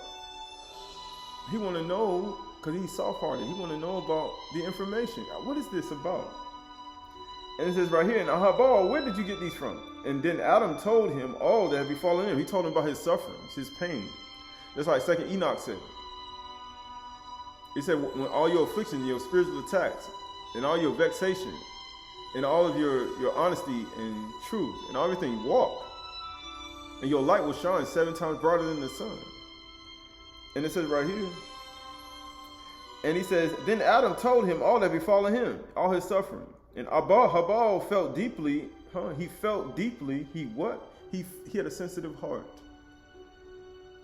That's how you know, when you talk about your sufferings and your pains and all these things that happen to you, the things that happen to you in your life, in your relationships, and the things that have been taking your suffering, your attacks, and the person has he felt deeply. He felt something. When you got a hard heart, you don't feel nothing. You just like, ugh. Will he just shut up? That's how you know a person got a hard heart. Will you just shut up? Will you just be quiet? We don't want to hear that. We don't hear that no more. Right? And it says deeply about what his father told him. And then his father Adam told him about the works of Elohim and of the gun. And after hearing these things, Abel remained behind after his father left and stayed the entire night in the cave of Chdsh. Like not a much watching. He said, man, you know what? I ain't eat sleepy. I'm going to be like a watchman. I'm going to be like all y'all who in the cave. You know what he said? And that night, while he was praying, Satan appeared to him in the form of a man. Satan always trying to mess stuff up. When you have a sensitive heart, real tender hearted, and you feel deeply, when you don't have a cold heart, when you sing and you be singing, all these things, Satan always got to have some type of advantage or try to mess stuff up. And you know what he said? And Satan said to him, often you have moved your father in making offerings and fast and pray. Because of this, I will kill you. Why do you think he come and kill you? Why do you think Yeshayahu, when Yeshayahu had the vision and he spoke Samael and the ascension of Yeshayahu, what happened? They were trying to take him out. They're trying to kill you. They're trying to take you out. He said, I will kill you and make you perish from the world. I'm going to make you perish. Why do you think, who do you think Satan will come after? Let me guess. Hard-hearted people with cold heart. You sing, they act like they ain't got no heart. They're cold-hearted. They pretending. You think he coming to kill you? Satan don't want, Satan, he said, you already reserved a second resurrection. I'm just waiting. I'm trying to get people in the first resurrection. That's how he is. And Satan appeared to him in the form of a man. And Satan said to him, often you have moved your father in making offerings to fast and pray. Because of this, I will kill you and make you perish from this world. Why? Because you notice how and the thing about it, he obeyed his parents and he asked the father for what happened. The son asked the father. He said, why do the children do what the father do? Right? He said, why do the children do what the father do? Why do all of them have that soft heart that they ain't hard-hearted like these people out here, right? Right. So this book of Yuchanan. This is the book of Yuchanan. The book of John, chapter 5, and verse 19. He said, Yahuwah is faithfulness, he mercy, forgiving, sin, correcting, and iniquity. He has a soft heart. He tender-hearted. Right, and it says right here, Yuchanan 5:19. So Yahushua said to them, truly, truly, I said to you, the son can do nothing, the son or daughter can do nothing of his own accord, but only what he sees the father doing. Why do you think Ahabah was doing it? Why do you think Yahuwah, he said, I'm going to take you from a hard heart to a tender heart, and I'm going to call you to walk in my statutes. And I'm going to give you all this, I'm going to sprinkle clean water on you. So you can do what the father does, likewise. For the father loves the son and the daughter, and shows him all that he himself is doing. The greater and greater works than these will he show him, so that you may marvel. For as the father raises the dead and gives life, so does the son give life to whom he will. For the Father judges no one, but has given all judgment to the Son, and that all may honor the Son, just as they honor the Father. Whosoever does not honor the Son does not honor the Father who sent him.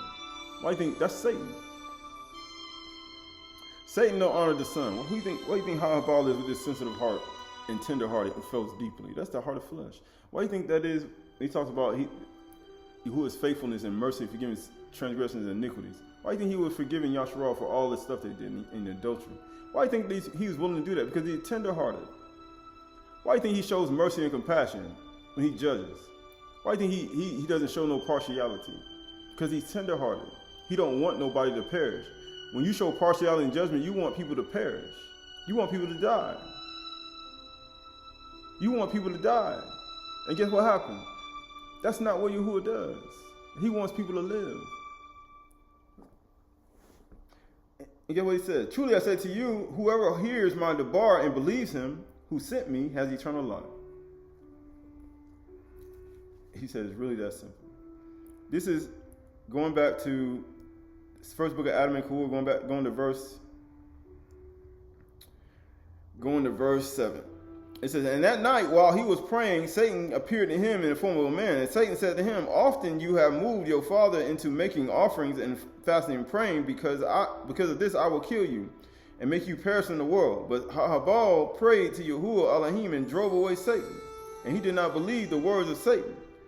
It said, and when it was day, and Malach of Elohim appeared to him and said to him, do not stop your fasting, prayer, or offerings to your Elohim, for look, Yahuwah has accepted your prayer. Be not afraid of the form which appeared to you in the night, and who cursed you to death. Right? These are all apparitions. How do you think? He said, he appeared, and get what he said. Then the Malach departed from him. Right? The angel. Right? So this is the book of, this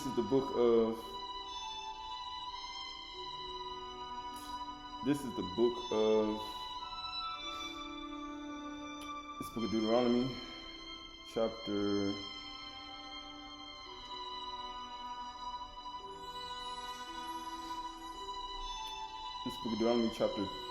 28. Book of Deuteronomy, chapter 28.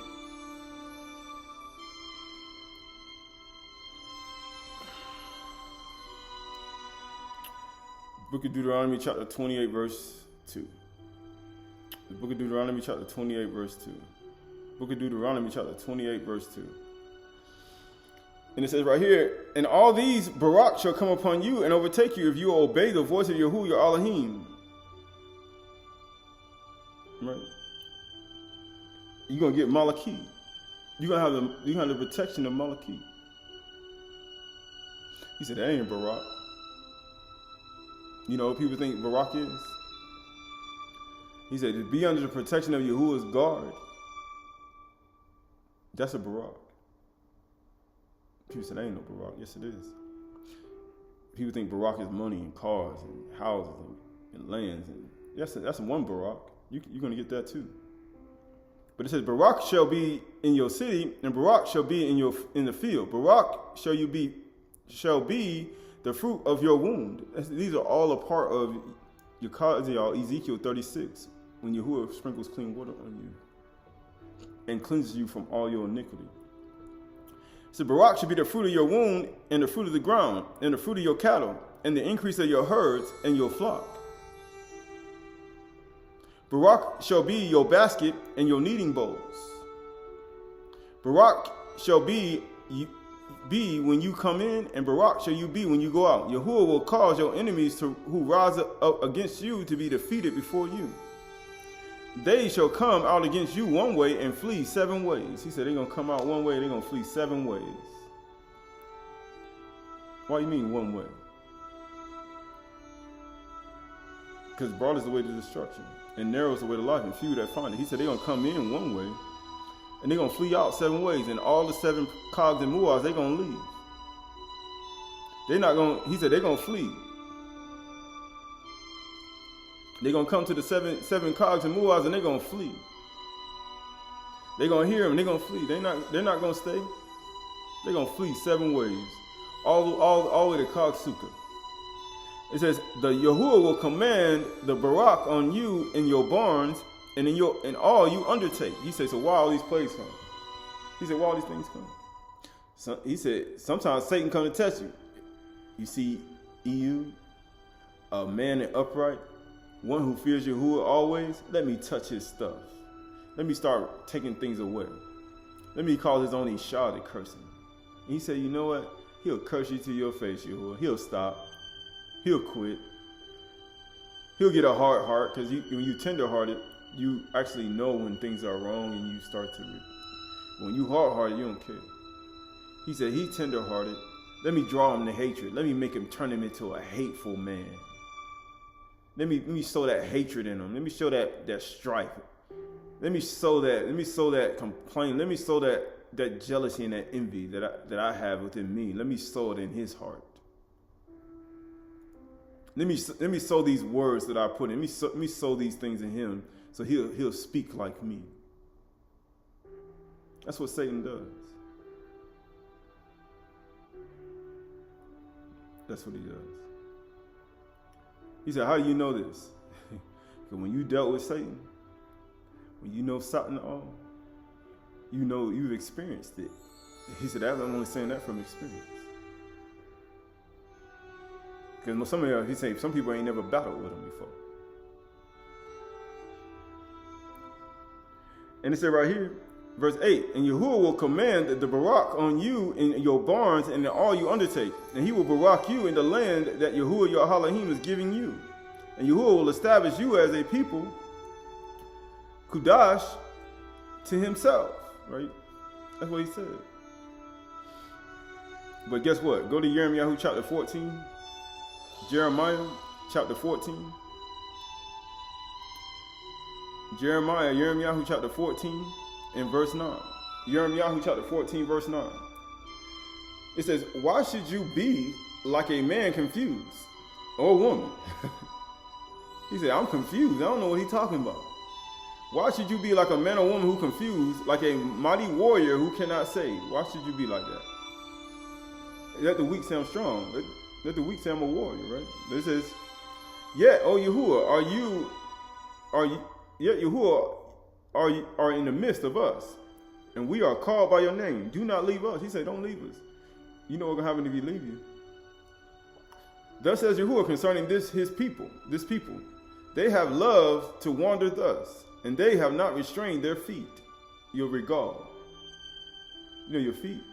You know the feet, you're supposed to be clean. You know how Yahuwah say, if you wash each other's feet, if you could understand this, then go and do it. He said their feet are not clean. You gotta wash people's feet. Why do you think he said we wash your feet? That's part of faithfulness. That's part of love. That's a part of kindness. These are all fruits of the Ruach.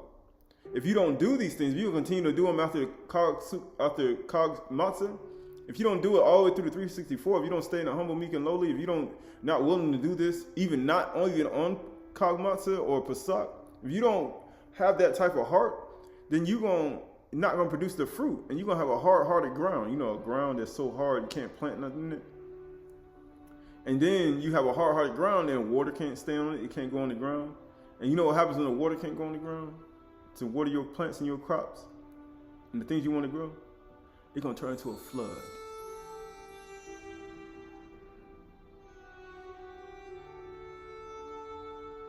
It's going to turn into a flood.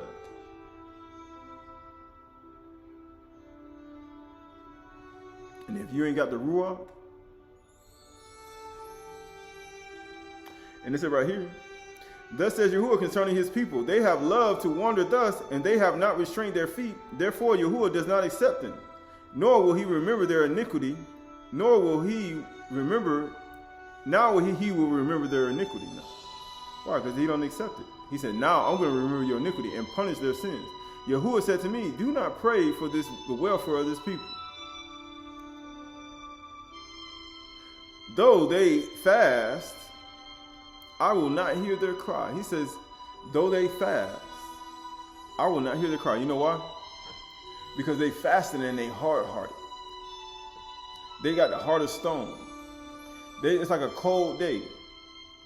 He said, when you fast to Yahuwah, it's like somebody taking off a cold garment. It is. Because they hard-hearted. How many hard-hearted people you seen cry when they fast? How many hard-hearted people you see make their ashes their tears? Make their ashes their lakam and their tears their drink. How many people you seen do that? You know how you know? Because when you speak to the vibrations of your mind and your thoughts in your mind, it turns into a liquid. When you have an ice and you speed up the vibrations with the sun, when the sun shines on it, it'll speed it up to a liquid and allow the water to flow down from it. That's why your mind is so hard, because the sun has not shined in your mind. Your sun has not risen in your heart and your mind. The day dawn and the day star has not arisen in your heart and your mind, because you are hard-hearted, and therefore your mind has not turned to a liquid, and therefore no liquid flows from your eyes and it gives you drink. And your ashes are not your lakam. Because in order for you to make bread, you need water. In order to make water out of ashes, you need water in order to make bread. And being that no water flows from your mind to your heart to your lips, and it flows and crashes down to the ground, he said, that's why. He said, I know you, I can see you pretending. You know, he said, they pretending. I can see you pretending with your tears. It ain't genuine. And people say, why did Enoch say, Yahuwah can see all your thoughts? It ain't genuine. You just want to get delivered out of this situation. You just want to get delivered out of this debt. You just want to get rich and get money. You just want to do that. That's the only reason you're doing it for. It ain't returning me with your whole heart. You just want to get out of here. You want to be able to do your own thing and go do your own thing and go get your own wealth. It ain't got nothing to do with me. He said, who will say it ain't got nothing to do with me? He said, I already see you. He said, though they offer burnt offerings and grain offerings, I will not accept them, but I will consume them by the sword and by famine and by pestilence. He said, that's the only way he's going to get you to shed some tears. That's the only way your prayer is going to be like ashes and water coming down. He said, that's the only way. He said, that's the only way. He said, and you start to think about that, right? This is going back to Adam and Kuhl, going back to verse 7, going to 7. It says, and Satan said to him, often you have moved your father in making offerings and fasting and praying, but because of this, I will kill you, and I will make you perish from this world. But Habal prayed, and Elohim drove away Satan, and he did not believe the words of Satan.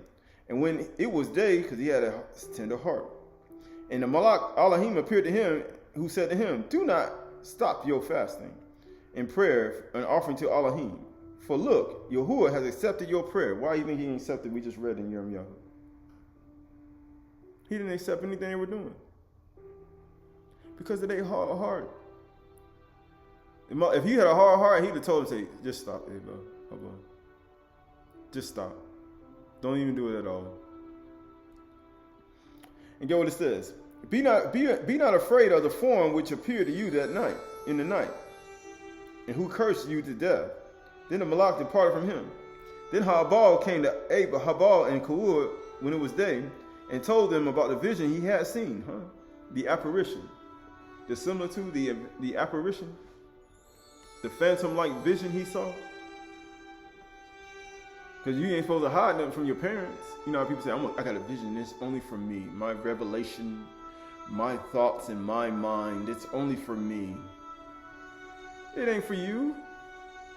It's so all can understand. Yeah, I had a vision of all this and Satan came and all that. So you ain't gonna tell nobody? Why not? And you know what it says? When they heard it, they worried about it very much, but said nothing about him about it. Why? Why do you think they worried about it? Because they understand that they dealt with Satan too. They had some experiences with him too. That's why. If you ain't got no experiences with him, you ain't gonna know what he talking about. You're like, yeah, whatever. You know what they said? They just said, man, he's still around.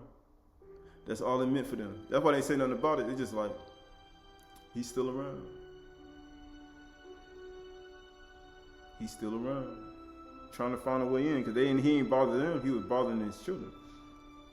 And it says, and they only comforted him, right? But Satan came to the hard-hearted Cain. So when he can't get to the parents, he gonna comfort the children. People say, "Oh, I don't need to pray for my children at night." I said, "Okay, okay." Why knew I prayed to the prayer against the demons? He said, "Don't let the demons destroy my grandsons." Shadim. You know what people do? Yeah, I ain't gonna pray for them. You know, forget it. You know, I'm merciful. I don't really care. I don't love my neighbor as I love myself. I understand. You praying for somebody to be destroyed. It's okay. That's fine.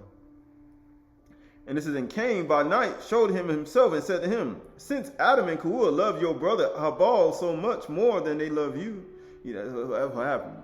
They love your brother more than you.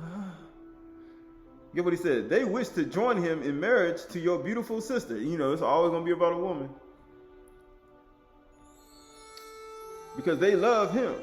Satan always going to use the very thing that you want. He always going to use a virgin woman. He going to use a woman. He going to use her. You know why? He going to use other people. He going to speak through other people. And he's gonna try to get in your head with other people trying to get you to sway you or opinion about a woman that belongs to you, or may not belong to you, or could belong to you. And he'll use them to try to speak life into that relationship. You know how they say? We come to speak a life into it. That's how Satan works. Everything you desire, if they know you desire it and they know you want it, what do you think they're gonna do? What do you think Satan gonna do? He's gonna use other men and women to speak and try to get and sway your opinions and try to sway your heart away from things and the things of Yahuwah. Not only the things of Yahuwah, but also the love that you deserve from somebody else. And get what it says. "However, they wish to join you in marriage to the ugly sister." That's what they say. They're gonna give you an ugly woman. You think about it. You tell a man that today. You tell her each that. He say, "Man, they gonna join you to an ugly woman." He's like, "Oh my goodness, I ain't going to marry no ugly woman. I want a beautiful woman." And Satan will use that. He said, "The only thing that's left is that ugly woman." They gonna leave you with that ugly woman. They gonna leave you with the ugly. They gonna take the virgin, beautiful woman. And they gonna give you with an ugly woman. And then Satan, he'll slander your name. He'll slander you just to even get the attention away from you, just to form the opinion in the other people about you or a person, just so they can get your attention. That's what Satan do, to try to destroy you. And get what it says? "Because they hate you." He's going to try to sow that hatred in you. There it is. They hate you, Cain. They trying to give you an ugly woman. Right? And you know what it says? They hate you. And get what it says? He said, "That way your sister..." Actually, here we go. Yeah, they hate you. Now, before they do that, I am telling you that you should kill your brother. And that's what happens. He said, before they get that woman and sway her to go marry somebody else, you need to kill the person. You need to kill that man. You need to kill him because she loves him, but you need to kill him in order for her to be attracted to me. Right, or something crazy. You know, Satan always comes with a scheme. He always does it. Why you think Abraham, when he went to the land, he was like, "Man, ain't no fear of Yahuwah here. These people gonna kill me for you." He said, "These people kill me for you." He said, "I already know they will." He said, "Beautiful as you are, if I brought you in there, them people will kill me for you." He said, "They already know." Get what it says? "Now, before they do that, I am telling you that you should kill your brother." And he's saying, you should do it. You should kill your brother. That way your sister will be left for you, and you can throw his sister away. He said, you can throw all the ugly women away. He said, guess what? You can just kill your brother. Guess what? You kill the competition. You know how they say? Kill the competition. And guess what? It'll be only you left for her to see. It'll be only you. You see this always in the movies too. You know, women do that too. Kill the woman, and I'll be the only person you see. They do that too. He said, these are all the ways of Satan. Something, like he say, ain't nothing new under the sun, like Qahalath say. It ain't nothing new under the sun. Nothing new under the sun. People been doing this for thousands of years. 6,000 years. And Satan departed from him. And that's what he do. After he tell you he sowed the seed, he ain't got no reason to stay no more. He said, I already done sowed the seed. All we got to do is water it. Rain and snow come down from Shamayim so that the Barbie that goes out of my mouth. He said, everything going to spring up. You know when he sowed this? When he going to sow it? In wintertime? No, things grow in the summertime. We just read in the first verse. He said, everything began to grow. And Cain's heart began to grow. This is what happens. This is what happens. This is in the heart of some people today. Some men today. For a woman. For a virgin woman. For a woman now. Whether it's online or digital. Or whether it's in reality. Even women today. Some women are slandering other women just to make it seem like they ain't nothing so you be there. All to myself. Some people are doing it. This is all taking place right now. It's going to grow bigger and bigger, man. Longest day coming. Ooh. And all the fruit's going to bear. You know, like the first ripe fig and the grapes and the pomegranates and the mangoes and the bananas, the banana, the olives. You know, all these things that people, the goji berries, the blueberries, the raspberries, the cherries, the muscadines, and then also thorns and thistles. Right. And it says right here, and Satan departed from him, but the Satan remained behind in Cain's heart. Right. He what? He remained behind in Cain's heart. Why? Because he got to keep his mind, his lab. Because the lab is the teacher of the body. He lodged up in his mind, in his consciousness, and he's teaching his body. What we getting ready to go into? A 49-day count. 50-day count, this Chalk right? And guess what Satan gonna do? If he ain't your consciousness right now, and you got a hard heart, rain and snow getting ready to flow down from the beginning all the way to that day. And guess what? He finna be teaching you. He finna be instructing you. And he said, you gotta destroy Satan. You gotta clap your hands and stomp your feet. You gotta sing. You gotta sing him out of you 7 times a day. You gotta pray. You gotta love. You gotta be humble. You gotta wash feet. You gotta be a servant. You gotta do it continually, or he gonna take over your mind. You gotta stir that love back up in you, or you're gonna be a person like that man who pretended to get the concubine back, who said he gonna forgive, and you're gonna be like him.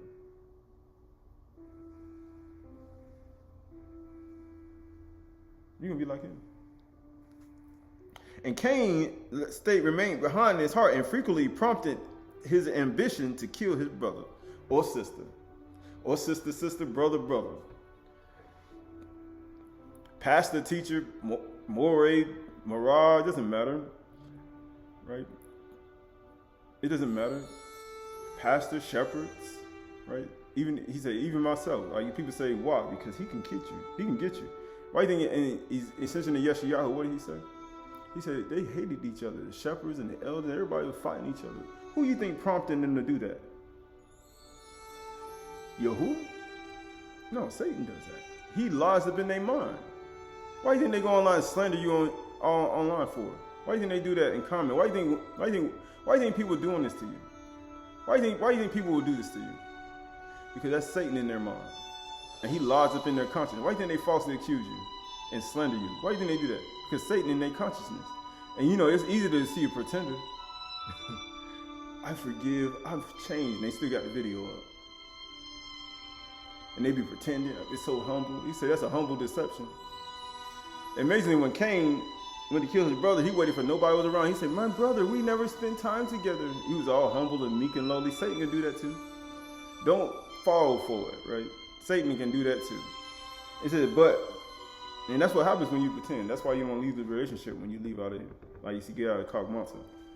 And when Adam saw that his older brother hated his younger brother, because that's what older people do today. Old people hate younger people. For some reason, what's the fascination with older people hating younger people? Or older woman hating a younger woman? Or old man hating a younger man? Because they got Satan lodged up in their consciousness. And he's teaching you, instructing you. And he's, how you say, instructing you to commit murder, to kill people.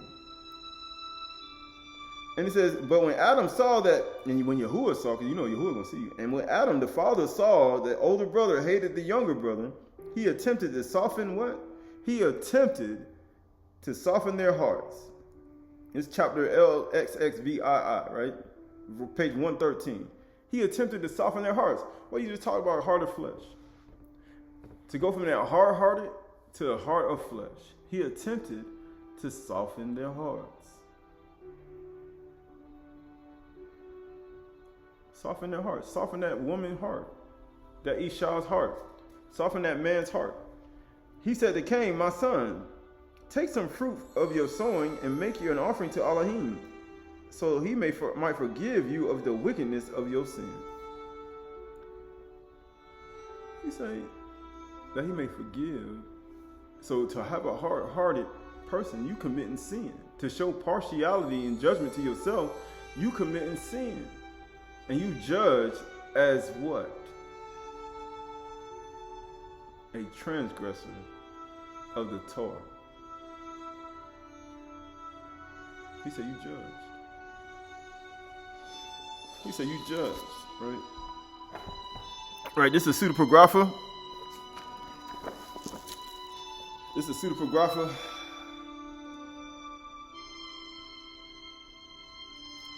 This is a pseudepigrapha. This is Psalm of David. Psalms of David, more Psalms of David. Pseudepigrapha, chapter 1. It says pseudepigrapha, more Psalms of David. Pseudepigrapha, volume 2.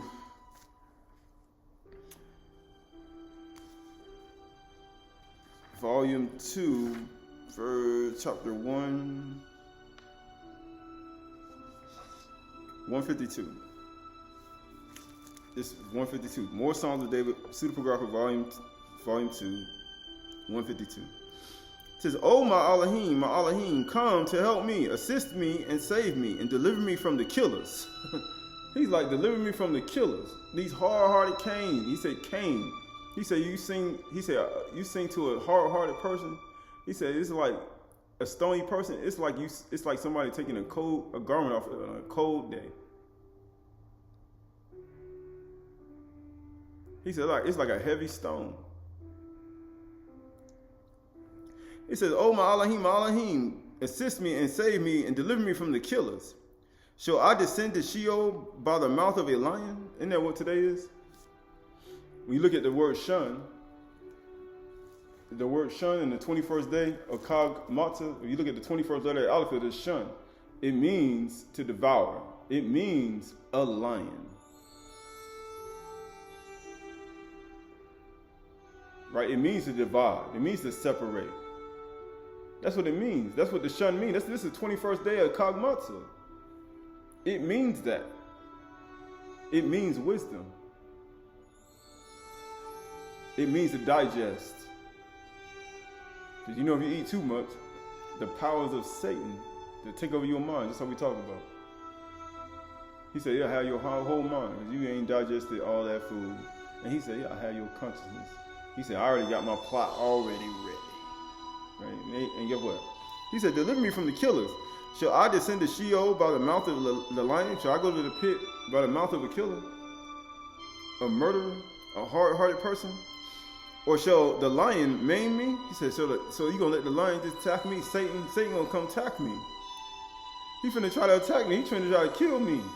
He said, "Yahuwah, Elohim." He said, we said that today. Yahuwah, Elohim. He gonna try to kill me. He gonna try to take me out. And what he said?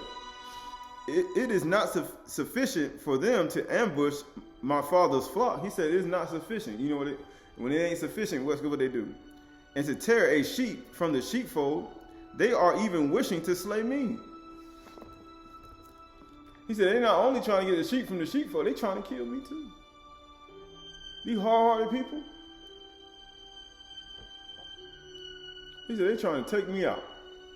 And guess what I said? Guess what he said? "Spare, O Yahuwah, your elect one, and deliver your Qahalath one from destruction." He said, "Deliver me from Mastama and the powers of Satan, and Abunalek, and Alsalbi, and Barbados. Deliver me from Akoros, and Aptun, and Asmodeus. Deliver me, Yahuwah Elohim, from Zaphon. Deliver me from these beings, Abunalek. Deliver me from these beings, and Ataf." He said, "Deliver me from Alsalbi and Barkam." Deliver me from the archons. Deliver me from Lilith. Deliver me from the succubus and incubus demons. Deliver me from these beings. He said, for they all work together in the armies of Satan to try to destroy. He said, they're already trying to destroy beyond Keith. He said, they're already trying to destroy me. He said, deliver me from these beings. Spare, O Yahuwah, your elect one, and deliver your Qahalath one from destruction, so that he may continue praising, that he may continually praising you at all times. What do you mean 7 times a day? Matter of fact, they may continually to praise him even after a hard-hearted people singing to a hard-hearted people it's like a person taking a cold jacket off in a cold day. It's like a stony heart, a hard stone that you pick up from the ground. It's like trusting in a treacherous man in a time of trouble, treacherous man or woman. It says, deliver me. And guess what it says? When you have saved him from the hands of, it says, deliver me from destruction, so that he may continue praising you at all times, and my praise, and may praise your magnificent name. Deliver, he said, deliver thee a shot from this. Why? Because they coming to get you. Satan ain't playing, like people say. He said, deliver her from this, Yahuwah Elohim. Deliver her from this, Yahuwah Elohim. And it says right here, when you have saved him or her from the hands of destroying death, and when you have rescued my captivity from the mouths of beasts, that's all they are. They mouths of beasts. Quickly, Master, send your presence a redeemer. He said quickly. He said that the bar is quick and powerful, sharper than any two-edged sword, discerning of the intents of their heart, Satan. And get what he also says, Satan. It says the discerning between, he says, joint and marrow, separating soul from ruach. That's what it does.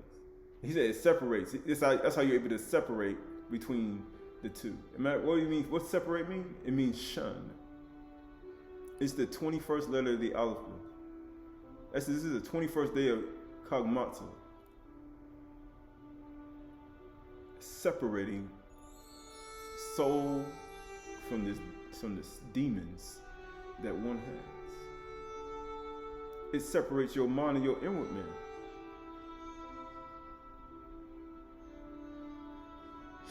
And it says, and lift me up from the gaping abyss, which is seeking to enclose me in its depths. He said it's trying to suck you in, just like Korah. It's trying to make you go to the pit. He said, a pit you can't get out of. He said, what's wrong with me? Because Satan trying to take you to the pit. He said, all I'm doing is lifting out my right hand to lift you out of it. That's all I'm doing. He said, that's all he's doing, right? That's all he's doing. Right? This is the book of, he said, that's all I'm doing, right? That's all he's doing. Right, so this is the book of Matthew. This is the book of Matthew Yahoo, chapter 7, verse 21. Matthew Yahoo, chapter 7, verse 21. Not every one says to me, Master, Master, will enter the Malkuth, the Shaman. Can't hard-hearted people pray? Hard-hearted people can fast too. Hard-hearted people can do these things. This is why they're not going to get in, because they hard-hearted. They ain't tender-hearted. They ain't deeply moved. They're not sensitive. They're not sensitive in heart.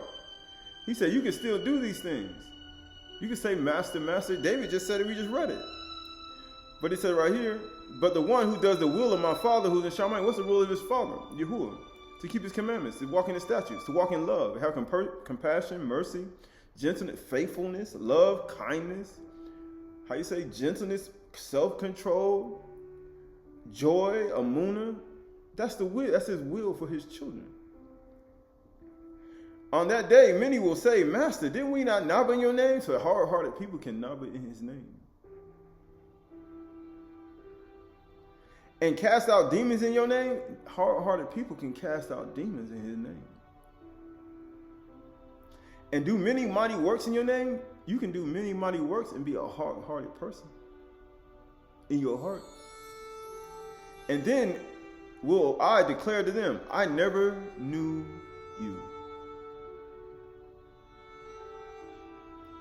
Depart from me, you workers of lawlessness.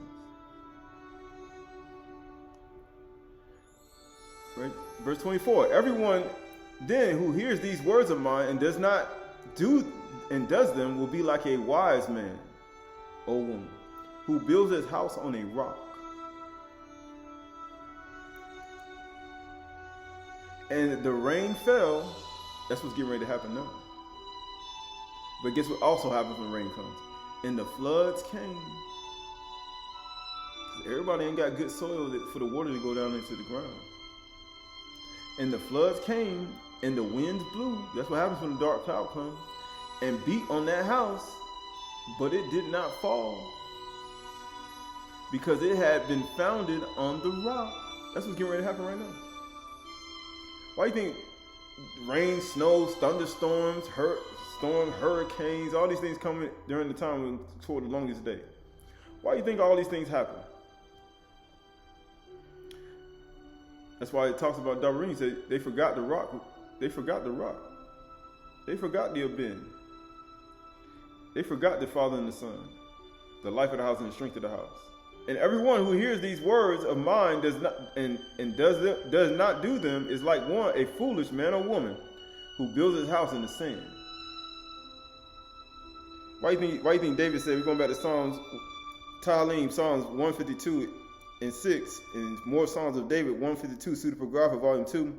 It says, quickly, master, send from your presence a redeemer. You're going to send the ball, Yahushua Mashiach, and lift me up from the gaping abyss which is seeking to enclose me in its depths, because you built your house in the sand.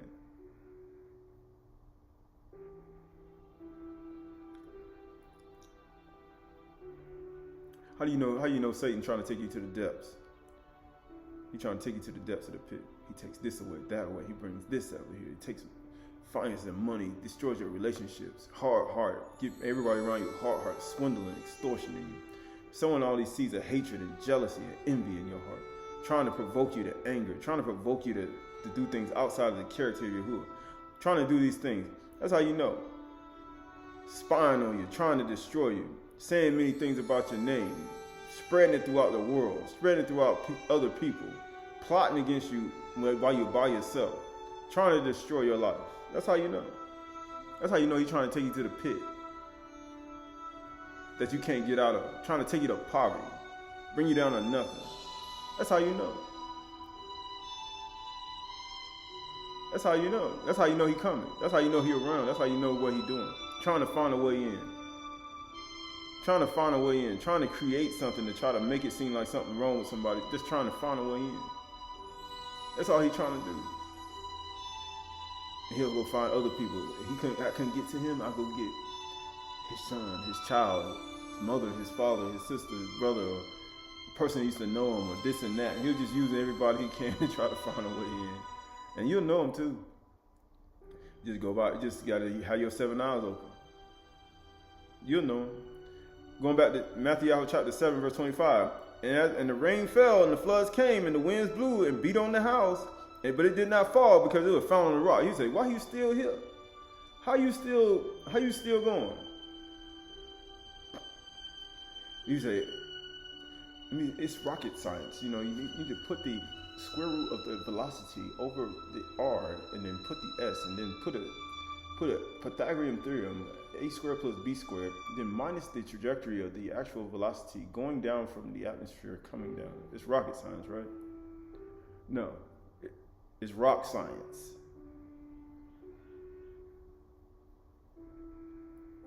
Right, and that's how you got to be with your stony heart. Build your house on top of your stony heart, right? He say, stop, put that stuff at your feet. And stop putting it in your mind. Be a tender-hearted in your mind, and let the stones be at your feet. Let the stony-hearted people be at your feet. Just like Yahushua was on the cross, on totality. And the people were at his feet. And he was standing on top of it. all those hard-hearted people, they were real hard-hearted too. So it was easy to stand on top of them. They wasn't built in the sand. He's like, man, these hard-hearted people, I could stand on top of them. I built my house on a rock. Look at that. Right on top of them. They didn't know it though. They didn't know that they had a hard heart. They were stony-hearted. He was trying to get them hard of flesh, but for some reason they... But the only way he did that, right? Verse 26, this Matthew 7:26, keep going. And everyone, we almost finished, who hears these words of mine and does not do them is like a foolish man or woman who builds his house on the sand. And the rains fell, and the floods came, and the winds blew and beat on the house, and it fell, and great was the fall of it. Verse 28, and when Yahushua finished these things, the crowds were astonished at his teaching. He's like, man, where you getting this stuff from? You know how Yasharal is. Right, he ain't had no book in his hand. You know, where the book at? He opened the book and he started speaking. And the words of Yahuwah came to his mind. Right, he just started speaking out. You know, he was like, where are you getting this stuff from? Where is this coming from? And he says, the crowds were astonished at his teaching, for he was teaching them as one who had authority. He's like, what? You teaching like you got authority. And not as their scribes. You know, scribes.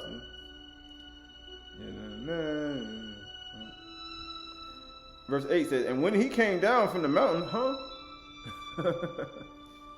where else he going to say that at? He that built a house on a rock. A wise man who built his house on a rock. Why would he say that to people? He said, you see hard-hearted people out here? He said, I stand on top of them.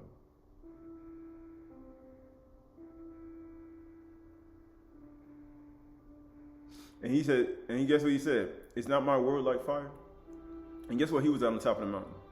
He was on top of the mountain where all the disobedient Yasharal was. And then he said, and then you read in Dabarim, he said the mountains ablaze.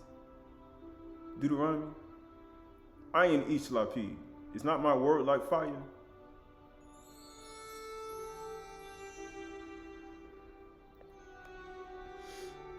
And then he said, and the mountain of Yahuwah is going to be established on the top of the mountains. And he's all above the hills, and all people are going to flow to it. And guess what it says? And he says, and he came down from the mountain, and great crowds followed him. And behold, a leper came to him and knelt before him, saying, Master, if you will,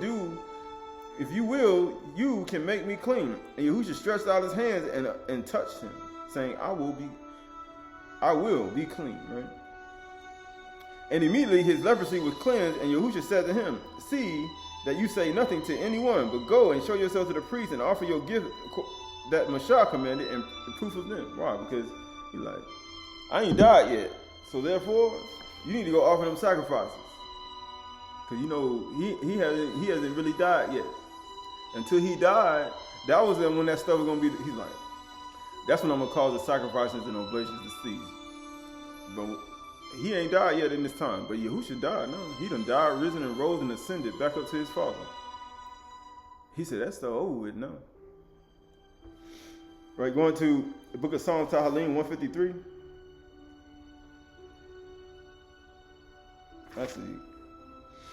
Actually, no. Book of More Psalms of David, Volume 2, Pseudepigrapha, Volume 2. More Psalms of David, Pseudepigrapha, Volume 2.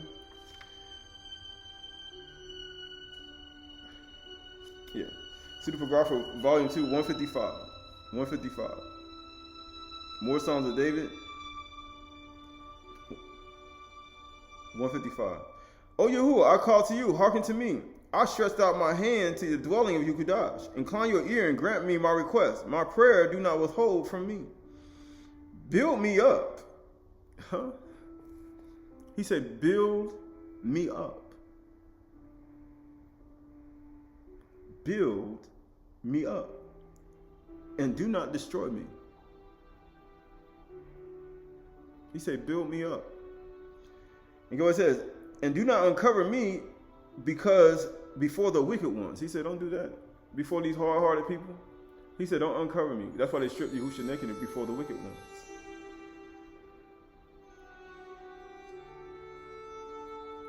He stripped them right there. And get what it says. The reward of evil turn from me, O judge of truth. O Yahuwah, do not judge me according to my sins, because guilty before you is every life. People say, I ain't guilty. He ain't talking about me.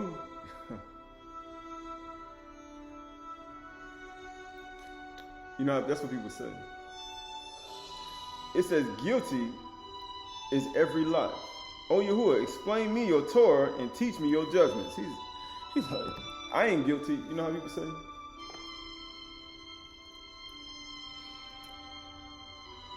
People say, I ain't guilty. And you know the sad part about that? That's a hard-hearted person. That's a hard-hearted individual. That is a hard-hearted individual. And they have never shed a tear in their life, right? So this is the book of 1 John.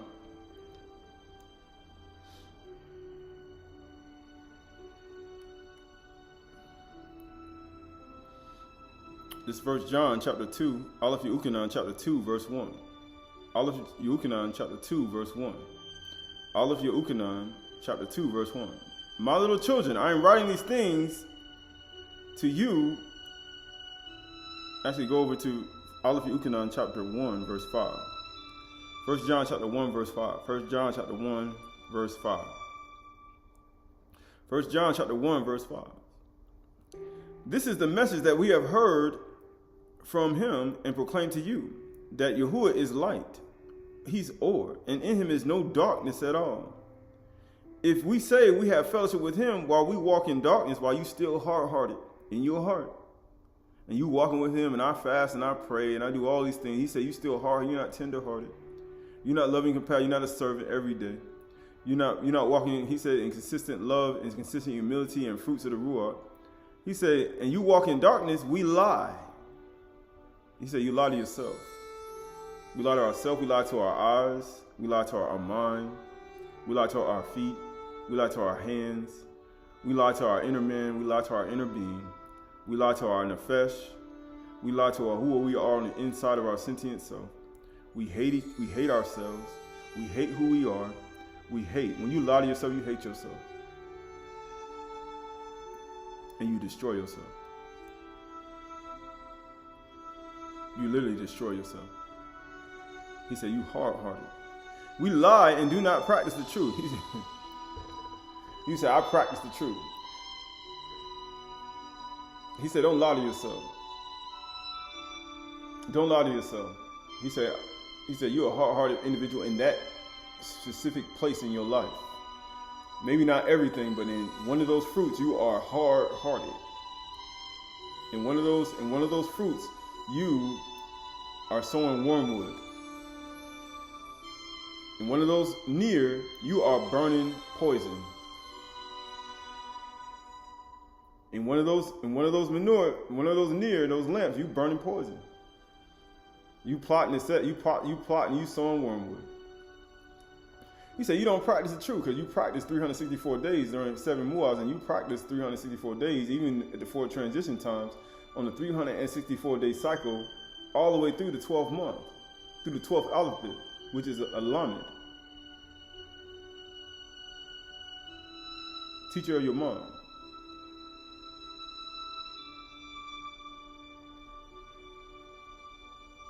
Right? You do this all year. You do this every year. This is the 21st day though. And it says, if we say we have fellowship with him while we walk in darkness, kashak, we lie and do not practice the truth. But if we walk in the light, the or, because Yahuwah is light, you walk in the light, the or, he said you walk in the light, as he is in the light, we have fellowship one with another. And the blood of Mashiach Yahusha, his son, cleanses us from all sin. He said, how are you going to walk in the light? He said, because you got a hard heart in some area in your life, or somebody sowed a seed in your heart that was possessed by Satan, maybe yesterday, a week ago, a year ago, 5 years ago, 10 years ago, 15 years ago. And the things that they did, he said, affected you all up until this point. And it destroyed 20 years ago in your childhood, and it destroyed that part of yourself that's hard-hearted. It destroys you in your center of your mind, where the sun shines. And that seed is sown in there.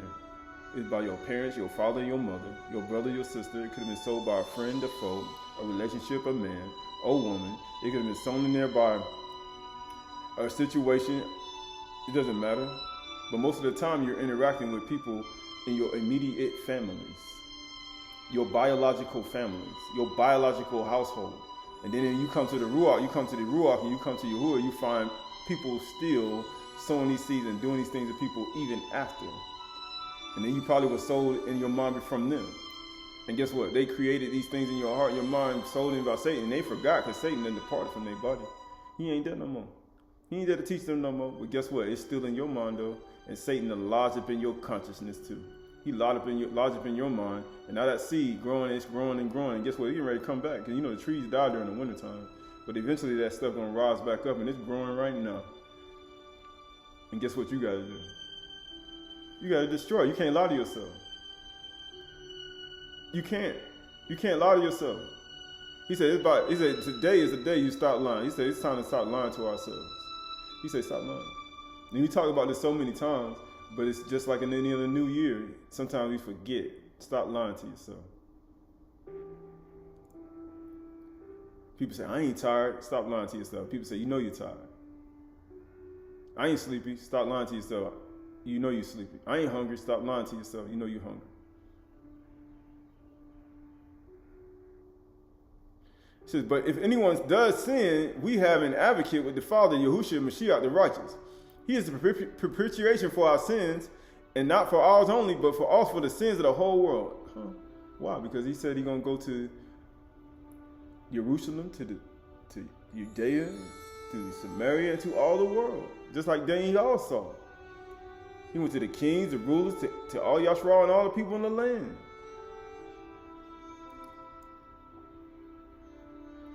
Everybody. It says, and by this we know that we have come to know him if we keep his commandments. Whosoever says, I know him, and does not keep his commandments, that he is a liar. And the truth is not in him. But whosoever keeps his debar, in him is truly the love of Yahuwah is perfected. By this we may know that we are in him. Whosoever says he abides in him ought to walk even as he walked. To do what? To walk even as he walked. That's male or female. Where was he at? He said, I'm like this, I'm a servant. Who's the greatest? The one who reclines at the table or the one who serves? The one who's at the table. He said, but I'm as one who serves. He said, walk as he walked. And you will not fulfill the lust of the flesh. You won't find yourself in destruction.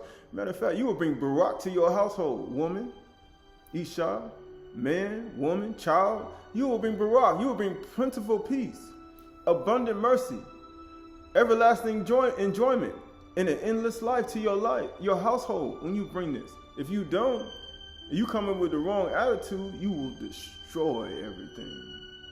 And that's the whole point. It's destruction. You will be a companion of him who destroys. Because if you come into a servant's house, a servant is the only one who want to do things for you. If you are a hard-hearted person who can't receive that, you are going to destroy that servant immediately. Because he's a servant. She's a servant. That's what's going to happen to you. And we ain't talking about being a servant for 1 day, 2 days, a week, a month. You know how people say, I was a servant for a month, a week, 2 days. And he said, go back. No, he's saying, no, this is a continual person. And you know the sad part about these, sometimes these servants they get ran through the mud, they get dragged. They get dragged behind a, shoot, if it was back in times, sometimes they'd be dragged through it by a chariot.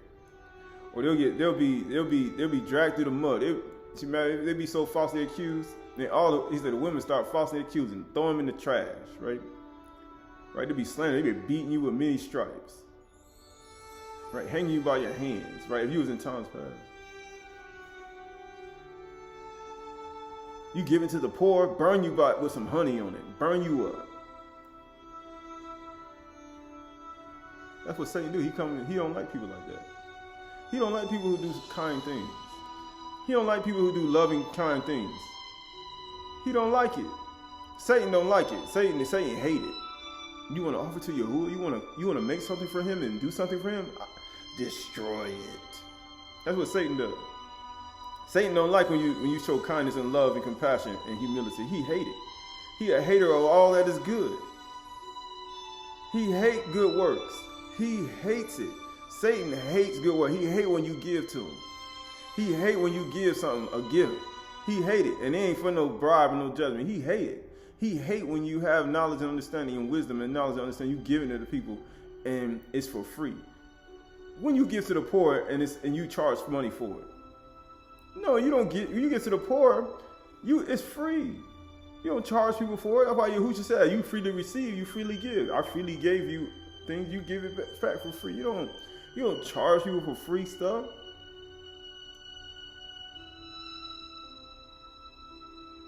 That's not how. That's Satan. Satan hate that. Satan hate that. Abunale, Alpharus, Aldi, Asabi, they hate that stuff. They hate it. Lilith, right? They hate it. He say Lilith hate that stuff. Right? These hard-hearted people, they hate it. That's why you're going to be hated. That's why he said being hated. I'm hated of this. I'm hated of that. Yeah, you show partiality in judgment. But he said, Yahuwah's servant must not be quarrelsome, but kind to everyone, correcting his opponents with gentleness. That's the eighth fruit of the Ruach. And by correcting with the eighth fruit of the Ruach, you remain in self-control.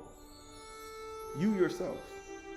It ain't got nothing to do with you, servant. You will remain in self-control, and therefore Satan won't get control of your mind. But when you leave gentleness, you create the very demons that Satan wants to be in your life. And said, who's been ignorant of that? I have in my life. And then people say, I ain't never been ignorant of that. Yes, you have. Yes, you have. He said, and that's how people say, how do you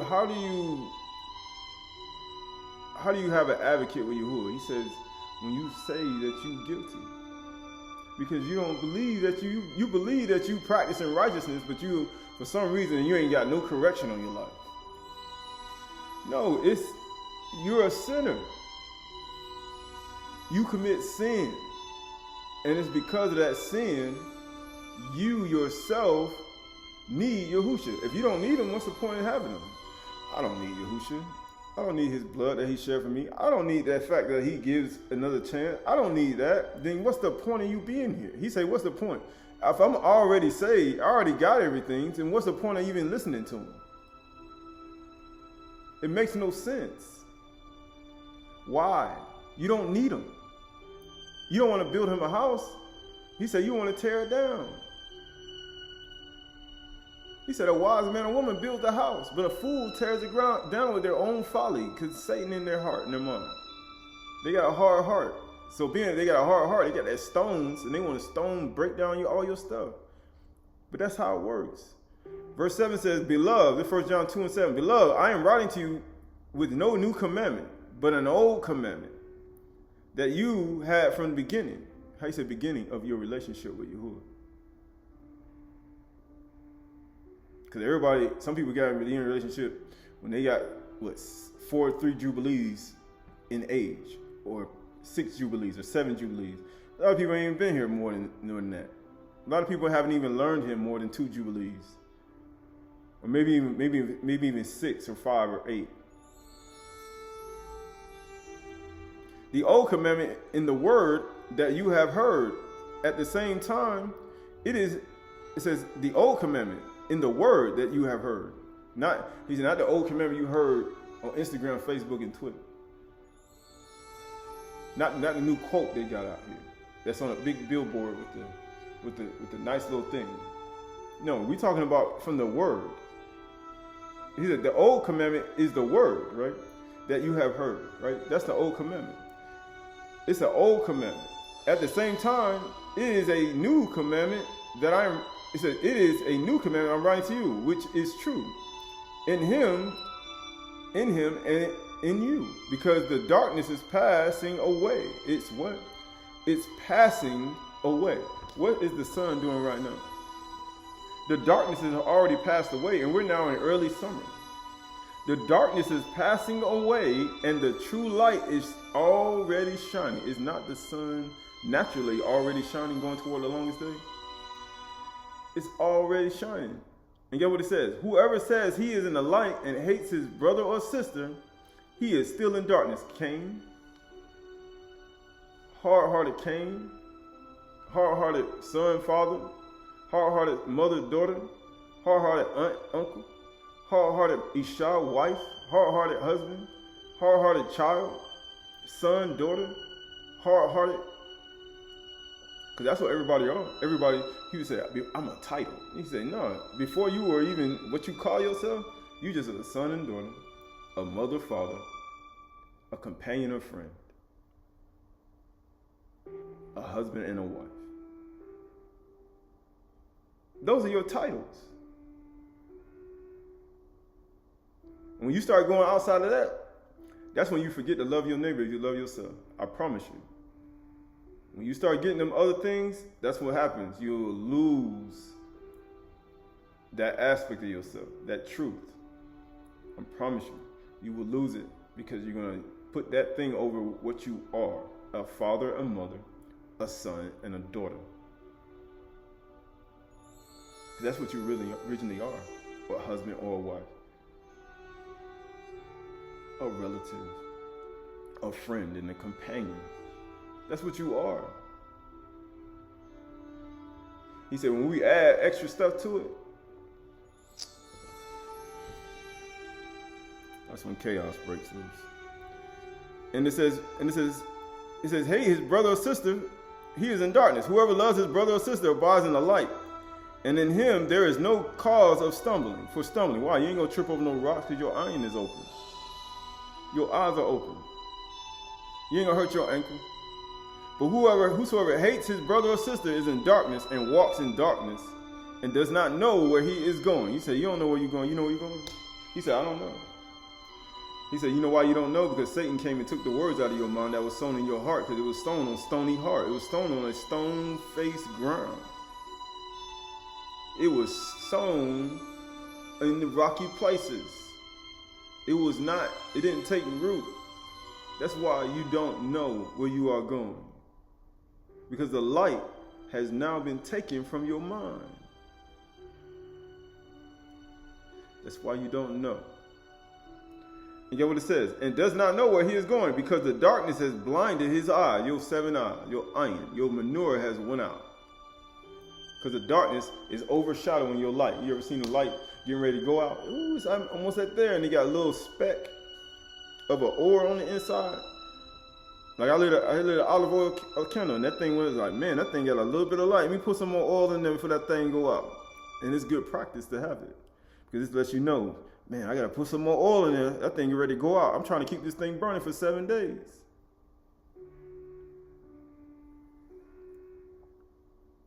Naturally, you see that. It says, and walks in darkness and does not know where he is going, because he is in darkness, has blinded his eyes. I am writing to you, little children, because your sins are forgiven, are they not? He said, and one day he took away all the sins of Yasharal. He said, handle my hands and my feet. Look at my 10-11, my yod and my kaf, and my regal, my feet.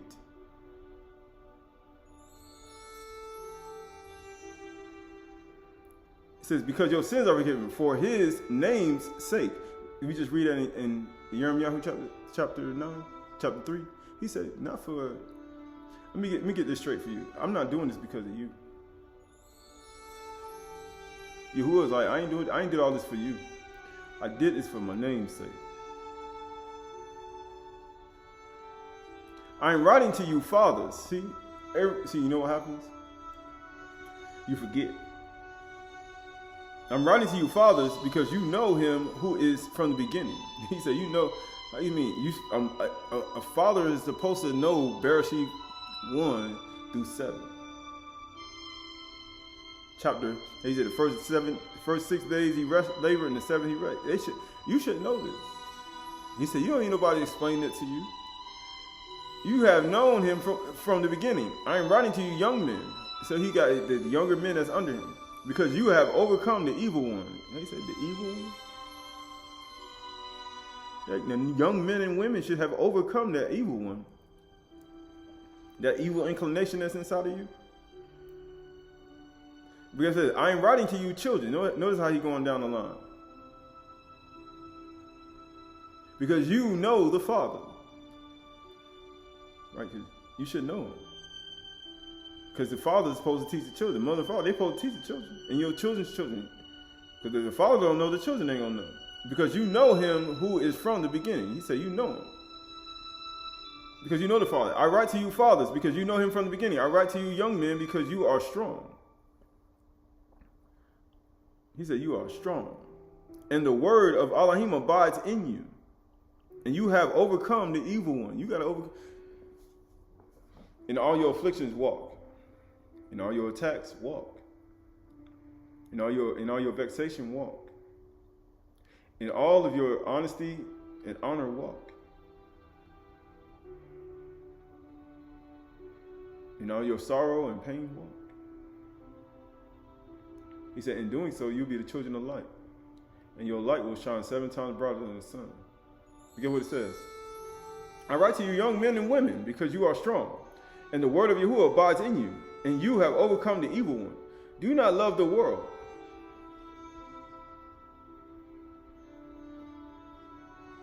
Do not love Ahab, the world. You know what happens when you love the world?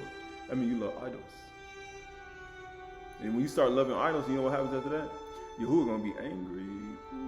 He's going to be upset. He said, you love money more than you love Yahuwah? You love your house more than you love Yahuwah? You love your possessions and your things and your barns and your houses and your comfort and your stored up food more than you love Yahuwah? You love who you are in the outward man more than you love Yahuwah? You love your accomplishments and your things and the things you got in this world, your master's degrees, your bachelor's degrees. You love these things more than him. You love yourself more than him. Right? You love your heart and your mind. You love your faculties and all the things you know. You think you're the wisest person on earth. He said you love that stuff more than you love Yahuwah. You love all these things more than him. Then watch out. Watch out. You love your wife and your husband more than you love Yahuwah. You love your husband more. You love your children more. Because they could be gods too. He said you love your garden. He said you love your cell phone and your television, your computer, your ear pods. He said the AirPods. He said you love your relationship you ain't got yet more than you love Yahuwah. He said you love your Instagram account. He said there are many things you can love. You love your mother and father more than you love Yahuwah. You love your sister, brother more than you love Yahuwah. You love your pastor and teacher more than you love Yahuwah. You love your more and people more than you love Yahuwah. Because if you say you do, Yahuwah gonna tell you. He gonna say, let me see if you love him more than you love me.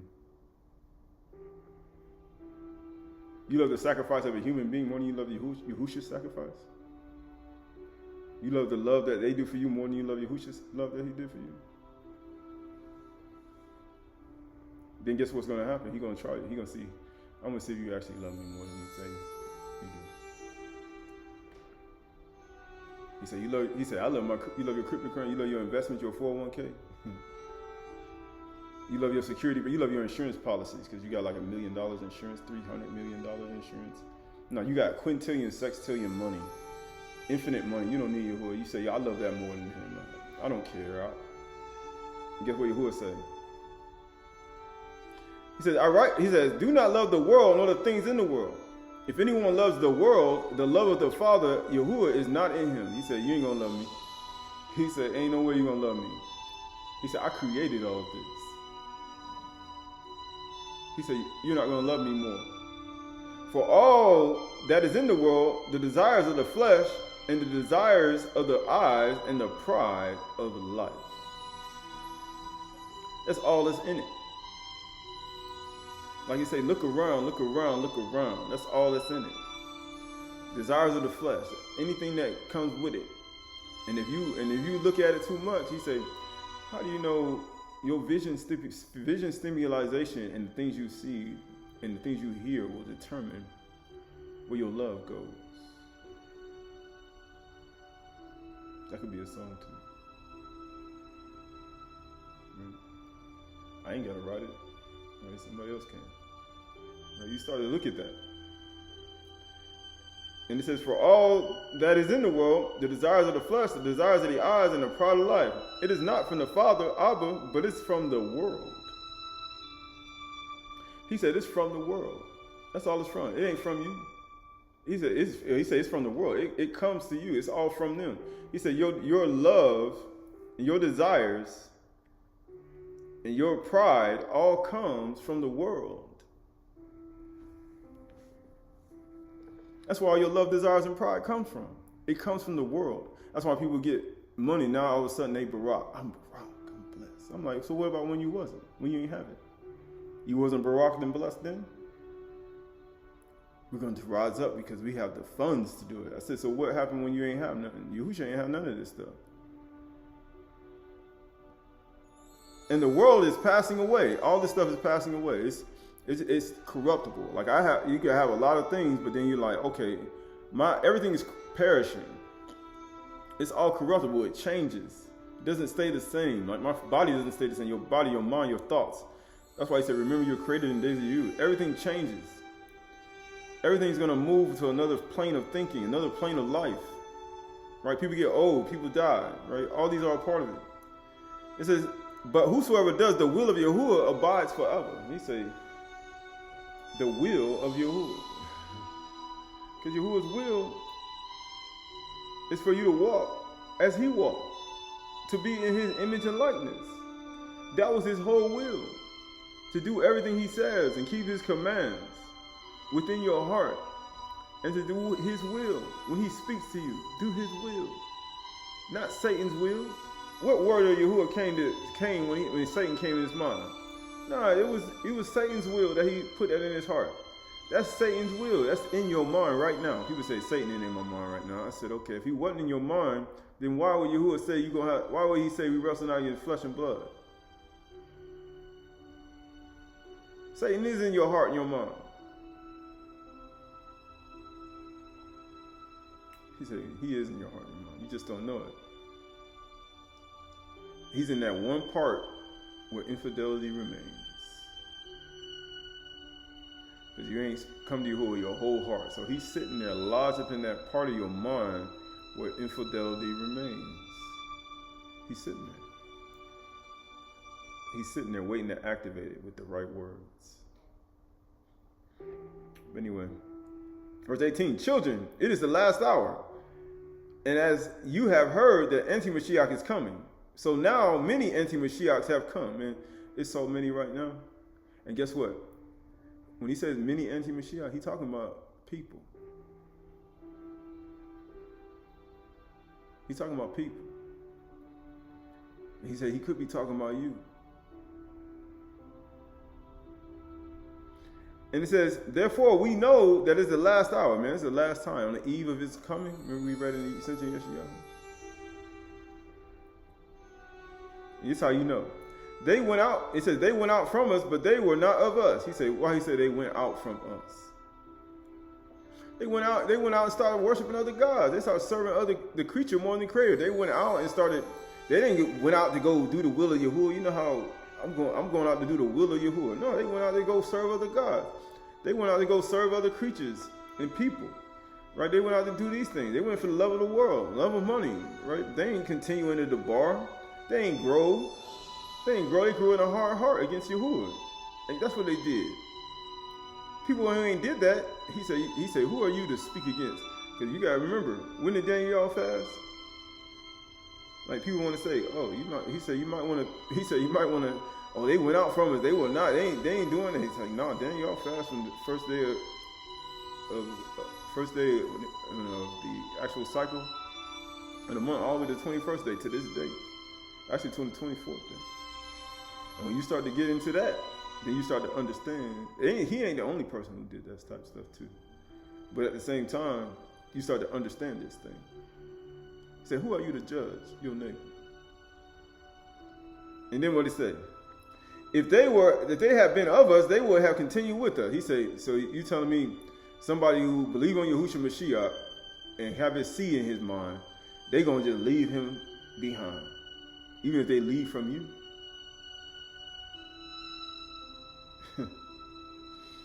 But that's not gonna happen. It says they would have continued with us. He said they would continue with us, but they went out. Remember, these people, these things are, here we go. They went out that it might become plain that they are all not of us, right? But you have been anointed by the Qahalath one, and you all have knowledge. That's how you know. You have been Chag, you have knowledge. So how are you going to go out from him and go do something and worship other gods and idols and worship the creature more than creator? To worship a statue with, let's say, Mashiach, Christ on it. Why would you worship a statue? Why would you worship a blue man, a fat man on a stick, with a fruit in his hand? You wouldn't do that. Why would you go and walk after Satan and be at his feet screaming his name? Right? While he on stake. Why would you do that? You wouldn't do that. Because you're not. Why would you do that? I'm going to leave Yahushua Mashiach for another God, another name. Why would you do that? No, you wouldn't do that. Because you know why? Because you have knowledge. You have Bina Hamadah. His seed remains in you. When you're persecuted by your own people, by people who claim to believe, he said you're going to still keep going. You're going to walk in your affliction. You still going to keep going past all this stuff. Floods, storms, earthquakes. It doesn't matter. You're going to keep going. People leaving your life, people destroying your reputation, people saying things about you that ain't true, and then people saying things about you that is true, and you say, I ain't do nothing wrong. Now you still got hard-hearted in some areas of your life. People saying, no, a person still has hard-hearted in some of the areas of their life. They don't want to acknowledge that they are wrong. Verse 21, I write to you not because you know the truth, but because you know it. And because no lie is of the truth. He said, no way. He said, no lie is of the truth. He said, no lie is of the truth. Who is a liar? He who denies Yahushua is Mashiach. He said, you a liar. He said, I know it from the ayin, from the aleph to the top, to the two. From the ayin to the two, from the ayin to the kuf. He said, I know it. He said, nah. He ain't gonna lie. He said, I know it from the first day of Chag Matsah all the way to the seventh day, until the third day when he rose during Chag Matsah, and the fourth day when he confirmed it.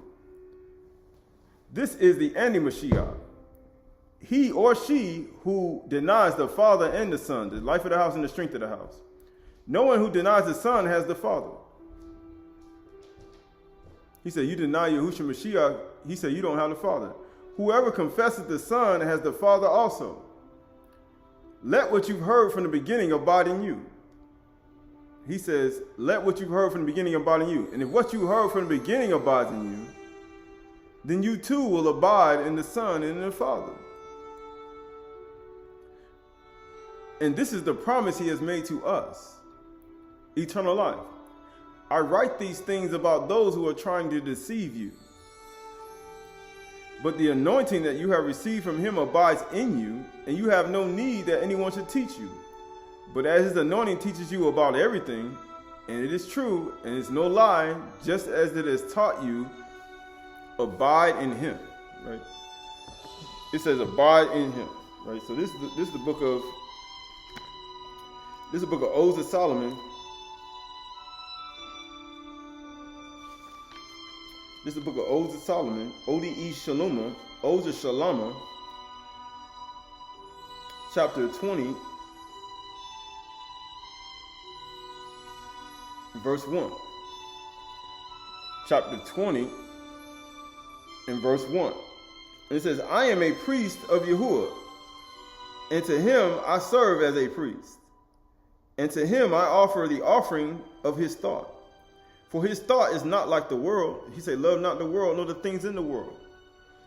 He said, his thoughts, his makashba, his yetzer, his imagination is not like the world, nor like the flesh, nor like them who serve according to the flesh. Some people serve according to the flesh. That's why he said, the only thing they think about is eating bread and stuffing their face and drinking some wine and getting drunk. Because you're serving it according to the flesh. But when you do it according to the Ruach, you understand. You have knowledge. Because everybody that he said of us is not of us. Right? You could be right in the midst. And you have all the understanding. And he said, this, in your spiritual faculty, your supernatural mind, but then people around you are just carnal-minded. And they serve it according to the flesh. Not according to the Ruach. It says, the offering of Yahuwah is righteousness and purity of heart. Purity of heart and lips. Why? Because your heart is hard-hearted. When your heart is not pure, it's hard-hearted. And then when it's hard-hearted mind, it comes to your lips. And you start to speak things that you should not speak. It says, offer your inward man. It says, offer your inward being faultlessly. Offer your inward man faultlessly, blamelessly. And get what it says. And do not let your compassion oppress compassion. And do not let your compassion oppress compassion. He said, why would you allow compassion, your compassion, to oppress somebody else's compassion? My compassion is greater than your compassion. These are rivalries. My kindness is greater than your kindness. These are rivalries. My love is greater than your love. These are rivalries. These are things that will not allow you to inherit the Malkuth. If one says, my compassion is greater than yours, my righteousness is greater than yours, right? People have self-righteous. My love is greater than yours, and my compassion is greater than yours. My mercy is greater than yours. Then you all have rivalries in your heart. And these are things that doesn't allow you to inherit the kingdom of Yahuwah. Verse Ode Shalom 25. Offer your inward being faultlessly. And do not let your compassion oppress compassion. And do not you yourself oppress anyone. He was saying, I'm going to oppress anyone. If you think your compassion is greater than somebody else's, you are oppressing people. If you think your love is greater than somebody else's love, you are oppressing people. If you think your walk is greater than somebody else's walk, you are oppressing people. If you think your love is greater than everybody else's love, you are oppressing people around you. Right? And it says, verse 6, you should not purchase a foreigner because he is like yourself, nor seek to deceive your neighbor, nor deprive him of the covering for his nakedness. You know why? Because you won't show partiality and judgment in yourself. You ain't going to deprive people of their naked. You ain't going to leave them people naked like that. You'll be committing sin if you did that. He said you will commit sin. And it said right here, but on the con of Yahuwah generously. But put on the con of Yahuwah generously and come into his paradise. And make for yourself a crown from his tree. From what tree? Make a crown from the tree of life.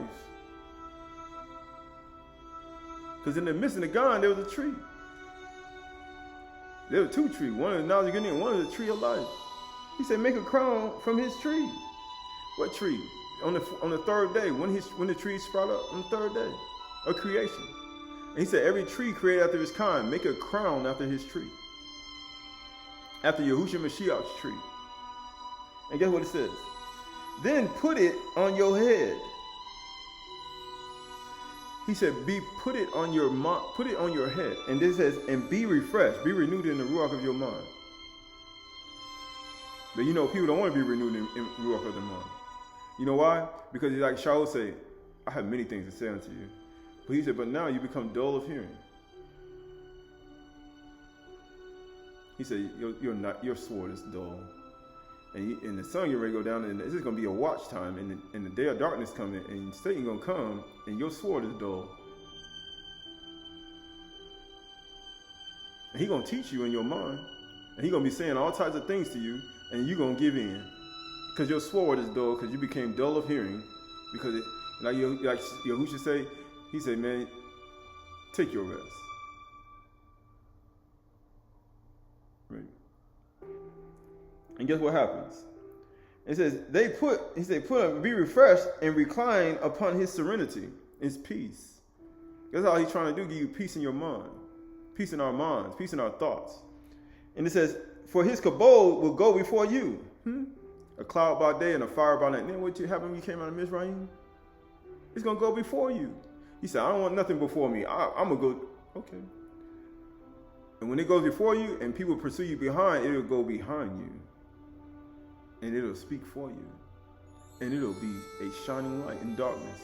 Because that's what you want in the nighttime. You want that in the night. Meditate on the bar at night. And get what it says. For his kabod will go before you, and you will receive of his kindness and of his kind. His kindness, his fruits. His fruits. It says, and you will be anointed in the truth with the praise of his Chdsh. Praise and honor his name, right? So you look at all that. Right, going to 21. This is the last one.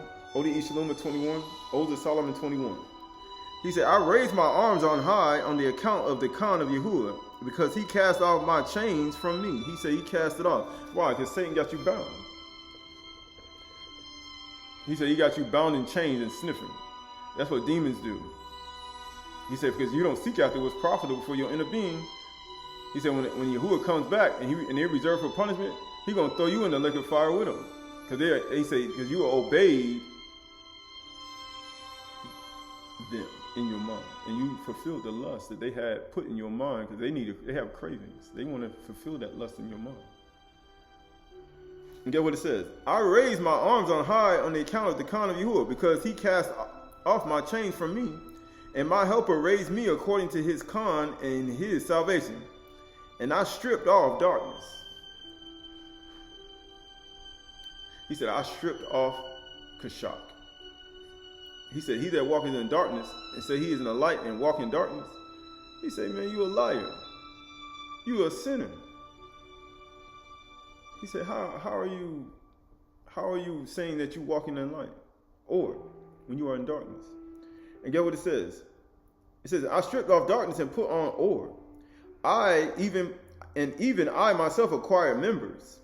In them there was no sickness or affliction or suffering. So why is all these things happening? He said, why is it in them? He said, why is all this stuff in you? It's because of idols. And not returning to Yahuwah with your whole heart. And having a hard heart. When you have a hard heart, nothing flows from your mind. No mucus, nothing comes from your mind. It's so hard to where no liquid comes out of your mind and your thoughts, your ears, and your mouth. Nothing comes out of your nose. Nothing comes out of your mouth. Nothing comes. You're so hard-hearted. It takes so much heat, and too much heat will make you fall down and literally not allow you to wake and allow you to stay alive. He said you can't.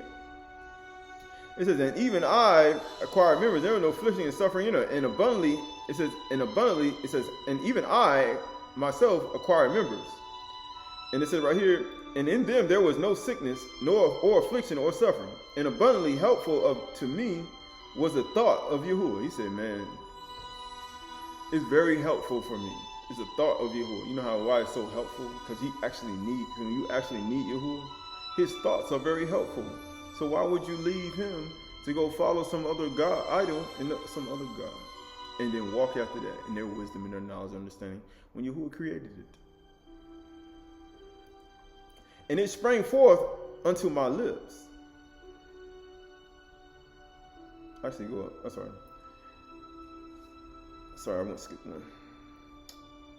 I think I did. Yeah. Sorry. And verse 5 says, and abundantly helpful to me was the thought of Yahuwah and his incorruptible fellowship. Right? That's what we just talked about. When you fellowship with Yahuwah, he said, yeah. He said you're in the light and you walk as a light, and Yahuwah is in your mind and your conscience, and you're not doing this according to the flesh. He said we have fellowship one with another. But if you're doing these things according to the flesh, I eat Chag Matsah, I eat it, I drink it.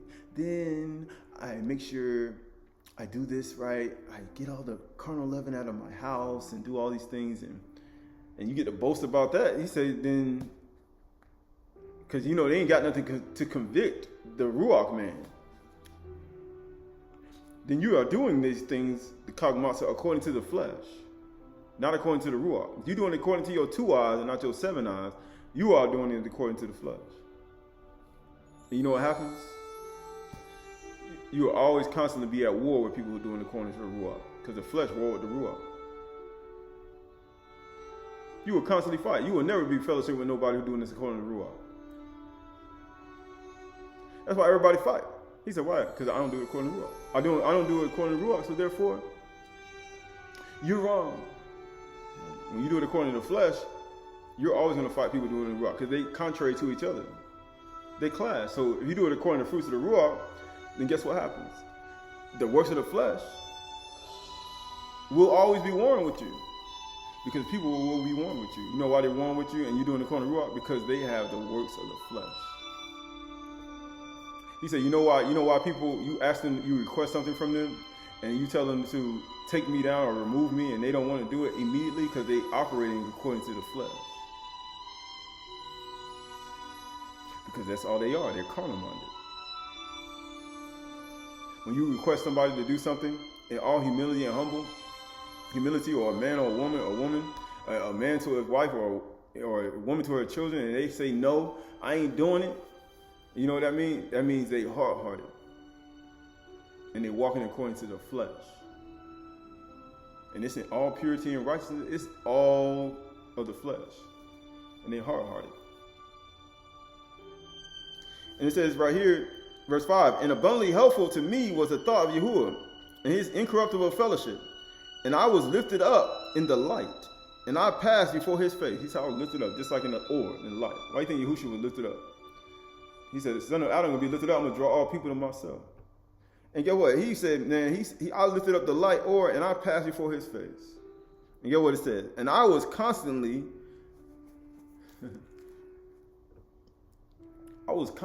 near him. Why do you think Yahushua had to be lifted up? He's like, man, I want to be near my father. As the son of Adam be lifted up, I'm going to draw all people to me. He's like, please lift me up. Please lift me up. Exalt me now, please. That's what Yahushua said. I want to be close to my father. Because you got to be high in order to be close to your father. You got to be high. Abaraku kanaf halak ruach. That's the only way you're going to get it. You got to walk according to the ruach. That's the only way you're going to get it. How you going to get the ruach when you ain't up there? He said he make us sit in Shamaim. Yeah, how you going to get it? And get what it says. And I passed before his face, and I was constantly near him while praising and confessing him. Praising and confessing other people. He caused my heart to overflow. How your heart gonna overflow? Just like the rivers and the rain, spring rain comes. So the bar, his word is like that. You know what it says? And it was found in my mouth. That's how you know, because you're speaking. You're not showing partiality and judgment. You're showing mercy with your mouth. You're opening your mouth. You're speaking. And guess what it says? And it sprang forth unto my lips. It sprang forth unto my lips. When did things spring up?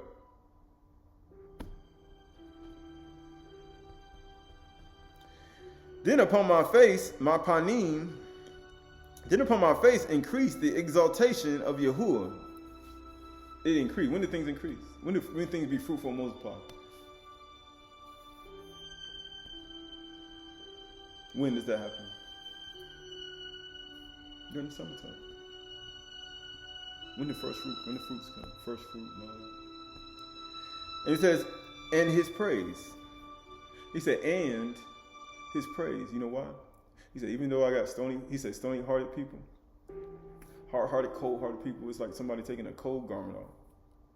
He said, when you sing to those type of people, he said, man, it's like putting your trust in a treacherous man in time of trouble. But he said, I'm going to increase in his halal. And I'm going to increase in his praise. And in his exaltation, his warnings. And his panim, his face will shine on my face. He said, I'm going to increase. You know why you got to tell yourself that? Just like Ezra said, Nafash, receive wisdom and knowledge. Bring my mind, you got to tell yourself this, bring my mind back to Bereshit chapter 2. Bring my mind back to Bereshit chapter 1. He said, be fruitful and multiply, Adam and Kuh. Bring my mind back to that. Bring my mind back to Rabbah. Bring my mind back. Soul, Nafash, receive wisdom and instruction. People talk about, these are affirmations, like they say. You got to tell yourself that. Why? Because when you do, you'll know that the 21st day of the first month is the 21st letter of the alphabet, which means devour, consume, digest. It also means lion, because everything's starting to spring up. And now we know why it says lion, because you got the blood of Yahusha on you. And Satan is like a roaring lion, seeking whom he may devour after the sun go down right now. And being that you got the blood of Yahusha and you believe on his name, from this day forward, understand, Satan knows you. Because he can smell you. And he know you got it on you. And he gonna come and he coming for you. And guess what happens? This is the last thing. Right, this is why you don't want to eat and drink and rise up to play. Why? Because we done ate, you done did Pesach. And he's saying don't eat and drink and rise up to play, because this is what's gonna happen to you. Right, so this is the book of Aleph Kaf, 1 Peter chapter 5, verse 6. 1 Peter chapter 5, verse 6. 1 Peter chapter 5, Aleph Kaf, keys to the kingdom. Right? 5 and 6. Humble yourselves, therefore, under the mighty hand, the yard of Yahuwah, so that at the proper time he may exalt you. He may allow you to grow. Casting all your anxieties on him, all them worries and all the thoughts in the mind, all that stuff. Casting all your anxieties on him because he cares for you. Why? Because you haven't forsaken him and turned your back to him and his words, and you haven't went after other idols and gods. Be sober-minded. Go out here and drink and get drunk. Drink about 8 bottles of wine. Throw it down. Drink it all down during this time, summertime. Get you a bunch of strong drink. Get you about 10 Heinekens, 12 Hennessy's. Right, go throw it down. Go get you some excess food. Throw it down your mouth. That's not a person that's self-controlled. Be sober-minded. Be watchful. Eyes open, iron open. Your 7 eye. Be watchful. It's not much watching. Your adversary, Satan. He prowls around like a roaring lion. That's what the shun means. Because we're on the 21st day of Chag Matsah, and Yahusha done rose on the 3rd day, and he done confirmed it on the 4th day of Chag Matsah. It is now the 7th day of Chag Matsah, the 21st day of the first month, which is shun, which means lion. Seeking someone to devour. What do you think he getting ready to do when the sun goes down right now?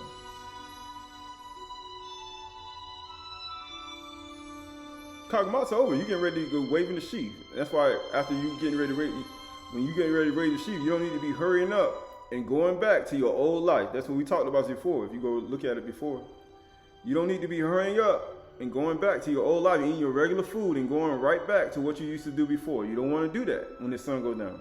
You want to wait till you start to wave the sheaf, because Yahuwah is trying to teach us discipline.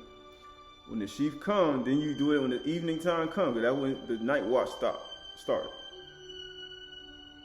You don't want to immediately go back, because Satan is like a roaring lion right now. When that sun goes down, he's going to be looking for somebody. He going to hurry up and go back. He ain't going to be thinking about the waving the sheaf and the bakur and the bakarim. She ain't thinking about it. He going to wait for that sun to go down. He going to be looking for you. He already lodged up in your mind, ready to teach you something. Ready to say something to you to try to stop you from doing it. He already in there. And it says, prowls around like a roaring lion seeking someone to devour it. That's all he's doing. It says, resist him. How you going to resist him when you're sword dull? He said, when you become dull of hearing, when you can't hear no more. It say iron sharpen iron. How you going to do that? How you going to resist Satan? Stop now tangled with Yahushua Mashiach. He fought with Yahushua Mashiach. All that immersion Yahushua had put him on. How you going to do that without your sword sharpened? How? Resist him firm in Amunah, in your belief. Firm. You know what it says? Knowing that the same kinds of suffering are being experienced by your brotherhood, sisterhood throughout the world. Why? Because he's going in your mind. He going in your thought process. You know what it says? And after you have suffered a little while, he said you got to go through the suffering. He said there's a reason why you're suffering a little while. Yahuwah of all kind, who has called you to eternal kabod in Mashiach, will himself restore, confirm, and strengthen and establish you. Yahuwah not going to let you go. You got to go through some stuff. You're not finna be. And Yahuwah is looking for people who going to resist Satan. He ain't looking for nobody who ain't going to resist Satan. You hard-hearted, man. You let Satan teach you anything. You let Satan speak to you. You be thinking it's the Qahalath Ruach.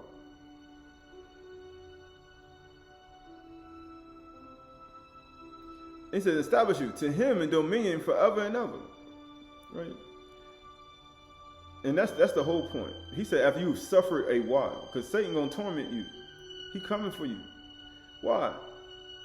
He has to. He has to. Right, so this one thing popped in my mind, and I'm done. This one thing. Right, so this is for 1 Corinthians. I think this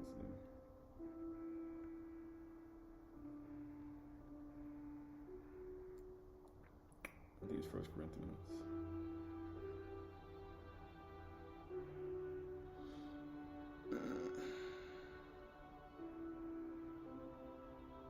Yeah, this is going to be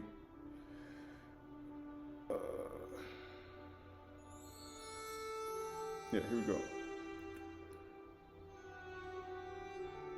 Here we go.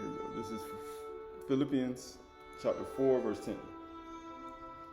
Philippians chapter 4, verse 10. I rejoiced in Yahuwah greatly, in the Master, that now at length you have revived your concern for me. You have indeed concern for me, but you had no opportunity. Not that I am speaking of being in need, for I have learned in whatsoever situation I be content. I know how to be brought low. I know how to abound. In any and every circumstance, I learned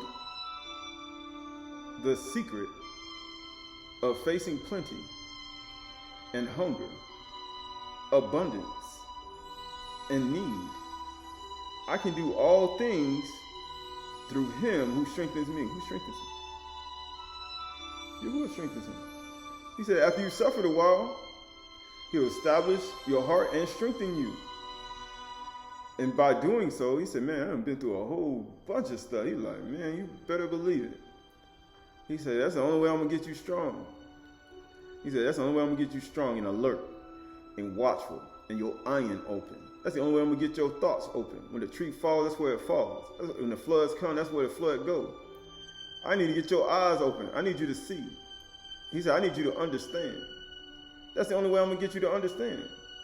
Because he said, the only way you're going to learn obedience is through the things you suffered. He said, what? He said, that's how you're going to learn it. He said, that's how you're going to learn it. How are we going to learn obedience? Right? How are we going to learn obedience? He said, that's the only way you're going to learn it. He said, that's the only way you're going to learn it, right? Let's go to Hebrews 5 and then I'm done. Hebrews 5. Hebrews 5. Hebrews 5. He said, how are you going to learn it? That's the only way you're going to learn it. Let's go to Hebrews 5. Hebrews 5 and 7. In the days of his flesh, are we in our flesh? We're in our bodies. We're in our natural bodies. We are in it. Yahushua offered up prayers and supplication, huh? That's all we do. He's like, some days you don't even feel like, you're like, man, my mind, Yahushua Satan on my mind, man, that dude, all in my thoughts. I can't even do anything. He said, some days you don't even want to do it. I'm not going to say you do it. I want to pray every day. And my thoughts, and nothing came in my heart. No situation came where it was hindering me from doing what I need to do. No. It says, then you ain't going through nothing. It says, and in the days of his flesh, Yahushua offered up prayers and supplication with loud cries, with loud cries and tears. His affliction, his ashes was his lakam, and his tears was his food, his drink. He wasn't drunk with Hennessy wine, get drunk with $7. He was drunk with the tears of his crying. To him who was able to save him from death. You know what David just read in the Psalms of David? He said, deliver me from these killers. He said, deliver me from Satan, they killers. Now if you say, I'm a killer. And get what he said? And he was heard because of his reverence.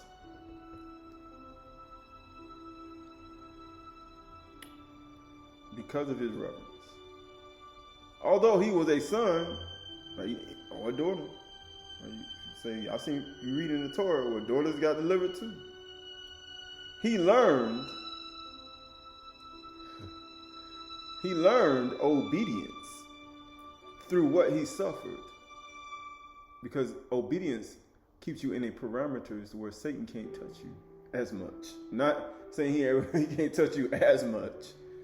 But you can go out here and do things outside of the parameters of the Torah, and he could touch you a lot. But if you're in obedience to the Torah, it's like, oh, he can't touch me as much, but he's still coming though. I learned obedience to things I suffer. He's like, man, I'm only going here. I'm going to walk by the way, lie down, rise up. I go to the mountain sometime. I go pray. I come back. Right? He's like, that's it. Anything else? I'm going to go over here. That's it. I'm going to go over here, give me some fruit. I may sit by the well because I'm tired. Let me get some water from that well. I'm not going over there though. They trying to kill me. They've been trying to kill me since he said, you seek to kill me. A man who told you the truth. He's like, not going over there. That's how he learned it. How else you gonna learn it? If you ain't never dealt with Satan and his beings and his army, then you ain't never gonna do it. How you gonna learn obedience? So if I stay in these parameters, they can't touch me. I'm not going to be outside the Malachite protection. But if I don't, if I start doing this according to the flesh, then I'm going to be outside of the protection. And he being made perfect, he became the source of eternal salvation to all who obey him. Being designated by Elohim a High Kahan after the order of Malach Sadiq, Melchizedek. Right, verse 11. About this we have much to say, and it is hard to explain. He said, who can hear? You know why it's hard to explain? Remember how he said, you eat my flesh and drink my blood, you have no life in you. He's saying, you telling me the Torah? You telling me to go outside the Torah? You telling me to hold up. You telling me to do this according to the flesh? Man, it's a hard saying to receive right here. Because Yahushua going to be saying things that are hard to people to accept. Especially when you're doing it in the Torah according to the flesh. It's going to be real hard for you to accept anything he says. And it's going to be hard for you to accept anything that's explained. It's really that simple. Because he's going to be telling you to do things. You be like, hold up. Bro, that seems like that's against the Torah, man. You sure you want to do that? Hold up, man. What's that? Where you going with this? And guess what's going to happen? He said many going to walk away. How many people walked away from him? How many people walked away from him? They all forsook him when he was getting crucified. So how many, if you start speaking like Yahushua, how many people you think you're going to walk away? Oh, I'm going to have 1,000 people. Yeah, you're going to have about maybe 1 or 2. Let alone 12. And then those 12, maybe he said 12, one could put 1,000 to flight, so And it says, for though by this time you ought to be teachers, you need someone to teach you again. He said, you need to get your powers back. The basic principles of the oracles of Yahuwah. He said, the basic principles of the oracles of Yahuwah is suffering. And you may learn obedience.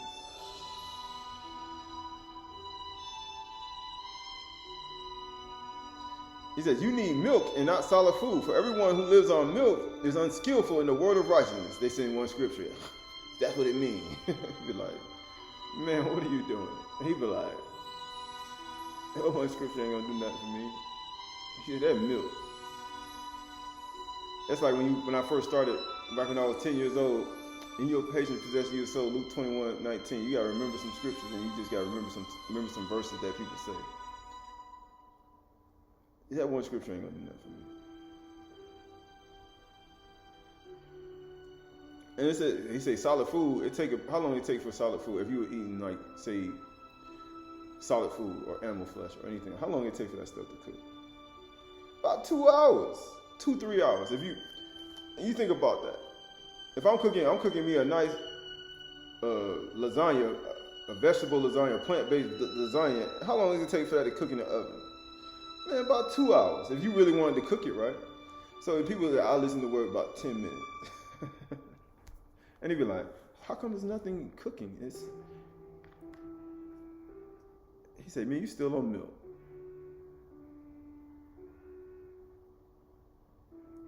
You still on like baby food. You need milk, and it's not solid food. For everyone who lives on milk is unskilled in the word of righteousness, since he is a child. I remember that stuff too. And it says, but solid food is for the mature, for those who have their powers. He said, you need to get your powers back. That's why he tells you that you need somebody to teach you again. You need to get your powers back. You need Atstum back. You need to be that great and powerful people again. That powerful woman that Yahuwah made in his image and likeness from the beginning when he made Isha and Adam and Kua from the ground. You need his Ruach to be inside of you. You need your spiritual faculties, your supernatural fire within your ayin, your 7 eyes back activated. You need your frontal lobe and your 12 cranial nerves activating that you don't walk away from Yahushua Mashiach and his commandments. That you won't turn your back from Yahuwah Elohim, the infinite one, the one who existed beyond existence before existence was even created, both masculine and feminine. You need it back in your heart. And it says, but solid food is for the mature. He's like, man, for those who have their powers of discernment trained. The only way you're going to have your powers of discernment trained, you got to suffer. How do you think Yahushua was able to have his powers of discernment with Satan when he was tussling in Matthew chapter 4? He had to go through suffering. He had to learn obedience. He had to learn this stuff. You ain't just going because he had to learn it. His discernment had to be up. And the sun get ready to go down. And Satan, like a roaring lion, seeking somebody who has, like he only likes milk. He's a milk. He's a baby. He's looking for you. Why do you think David? We read a Psalm of David is talking about protect. He's like, you would deliver me from these killers who trying to kill the little ones, the sheep, the lambs, the goats, who trying to kill my donkey. You trying to kill my donkey. You trying to snatch up the little baby elephant.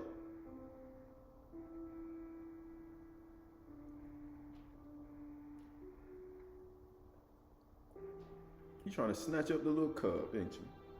I know. You trying to take the little bear cub. He said, but solid food is for the mature, for those who have their powers of discernment trained by constant practice to distinguish good and evil. By constant practice.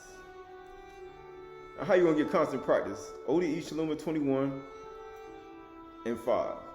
And abundantly helpful, it says, and abundantly helpful to me was the thought of Yahuwah and his incorruptible fellowship.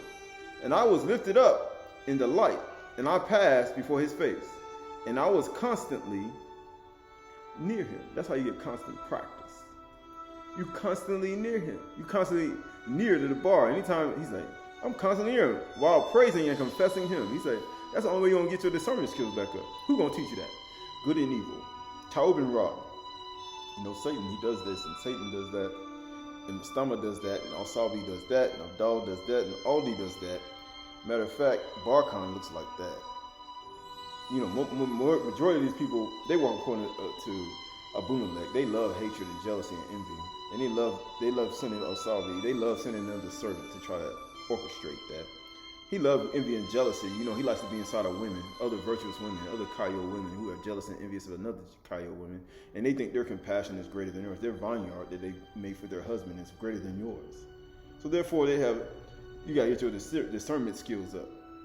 Because if you don't, you're going to find yourself entangled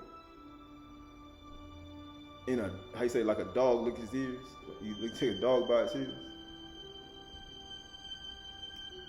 Right, because this is a supernatural battle. Right, so we look at all that. This is the last day of Chag Matsah, but at the same time, it doesn't end. Your life must be unleavened. You must be sinless from this day forward, even down to the end. And all uncleanness, you need to clean yourself before the evening time comes. And anything that comes with that also comes with an offering of praise and a confession within yourself to know that you're only flesh and that you need to offer yourself as a willing sacrifice to Yahuwah Elohim. So we live in this world, we're not of it. But although we're in this body, in this thought process, in this body, we offer continual offering and lakam on this chokan every single month and every single day. Knowing that when the evening sacrifice comes in, we must also be prepared for the evening watch and the Arab watch, and the eyes and the iron open. Even while you're in entertainment and enjoying life, you never get to the point where you're not watching what's going on. Because if you get to that point, and you start to have hatred and jealousy and envy, and you start to create things in your mind and allow Satan to teach you, then it becomes, oh, they don't love me, he don't love me, she don't love me, they don't love me, there's no way, everybody's against me, I don't have anything, oh, his life is over. And then Satan comes and teach you more and more and more and more and more and more and more, and allow your tree to grow. And then guess what? You'll dwindle and wither away, and you be a servant to Bianaki in your own life. And you'll be fasting and praying with envy and jealousy in your heart, and you'll only be to destroy the person that you envy and jealous. Right? So we look at ourselves, we look at all these things within our heart and our mind, because all these things are inside of us. And we say envy and jealousy is inside of every single person on this earth. And at any time, if you don't cast down these imaginations and thoughts within yourself, you're going to always find yourself entangled with the very same war of Satan himself. So we give thanks to Yahuwah, we give halal to Yahuwah, we give praise to Yahuwah for his daily lakam, because we need his lakam to bring tears to our eyes, to know that our ashes will be our lakam and our tears will be our drink. For that is eternal life, that he may continually be our Elohim, and to walk in humble and meekness of heart and meekness of mind and meekness within our inner man and our inner being. Let what you heard from the beginning abide in you. And if what you heard from the beginning abides in you, then you too will be in the Father, the strength of the house, and the Son, the life of the house. For this is the promise he has made to us, eternal life. I write these things about those who are trying to deceive you. For the anointing that's in you from the beginning is already inside of you. It's already there. And just as it has taught you, abide in him. And don't let it go. So we live in this world, we are not of it, and we walk according to his debar. For the meek shall inherit the earth. The meek shall inherit the earth.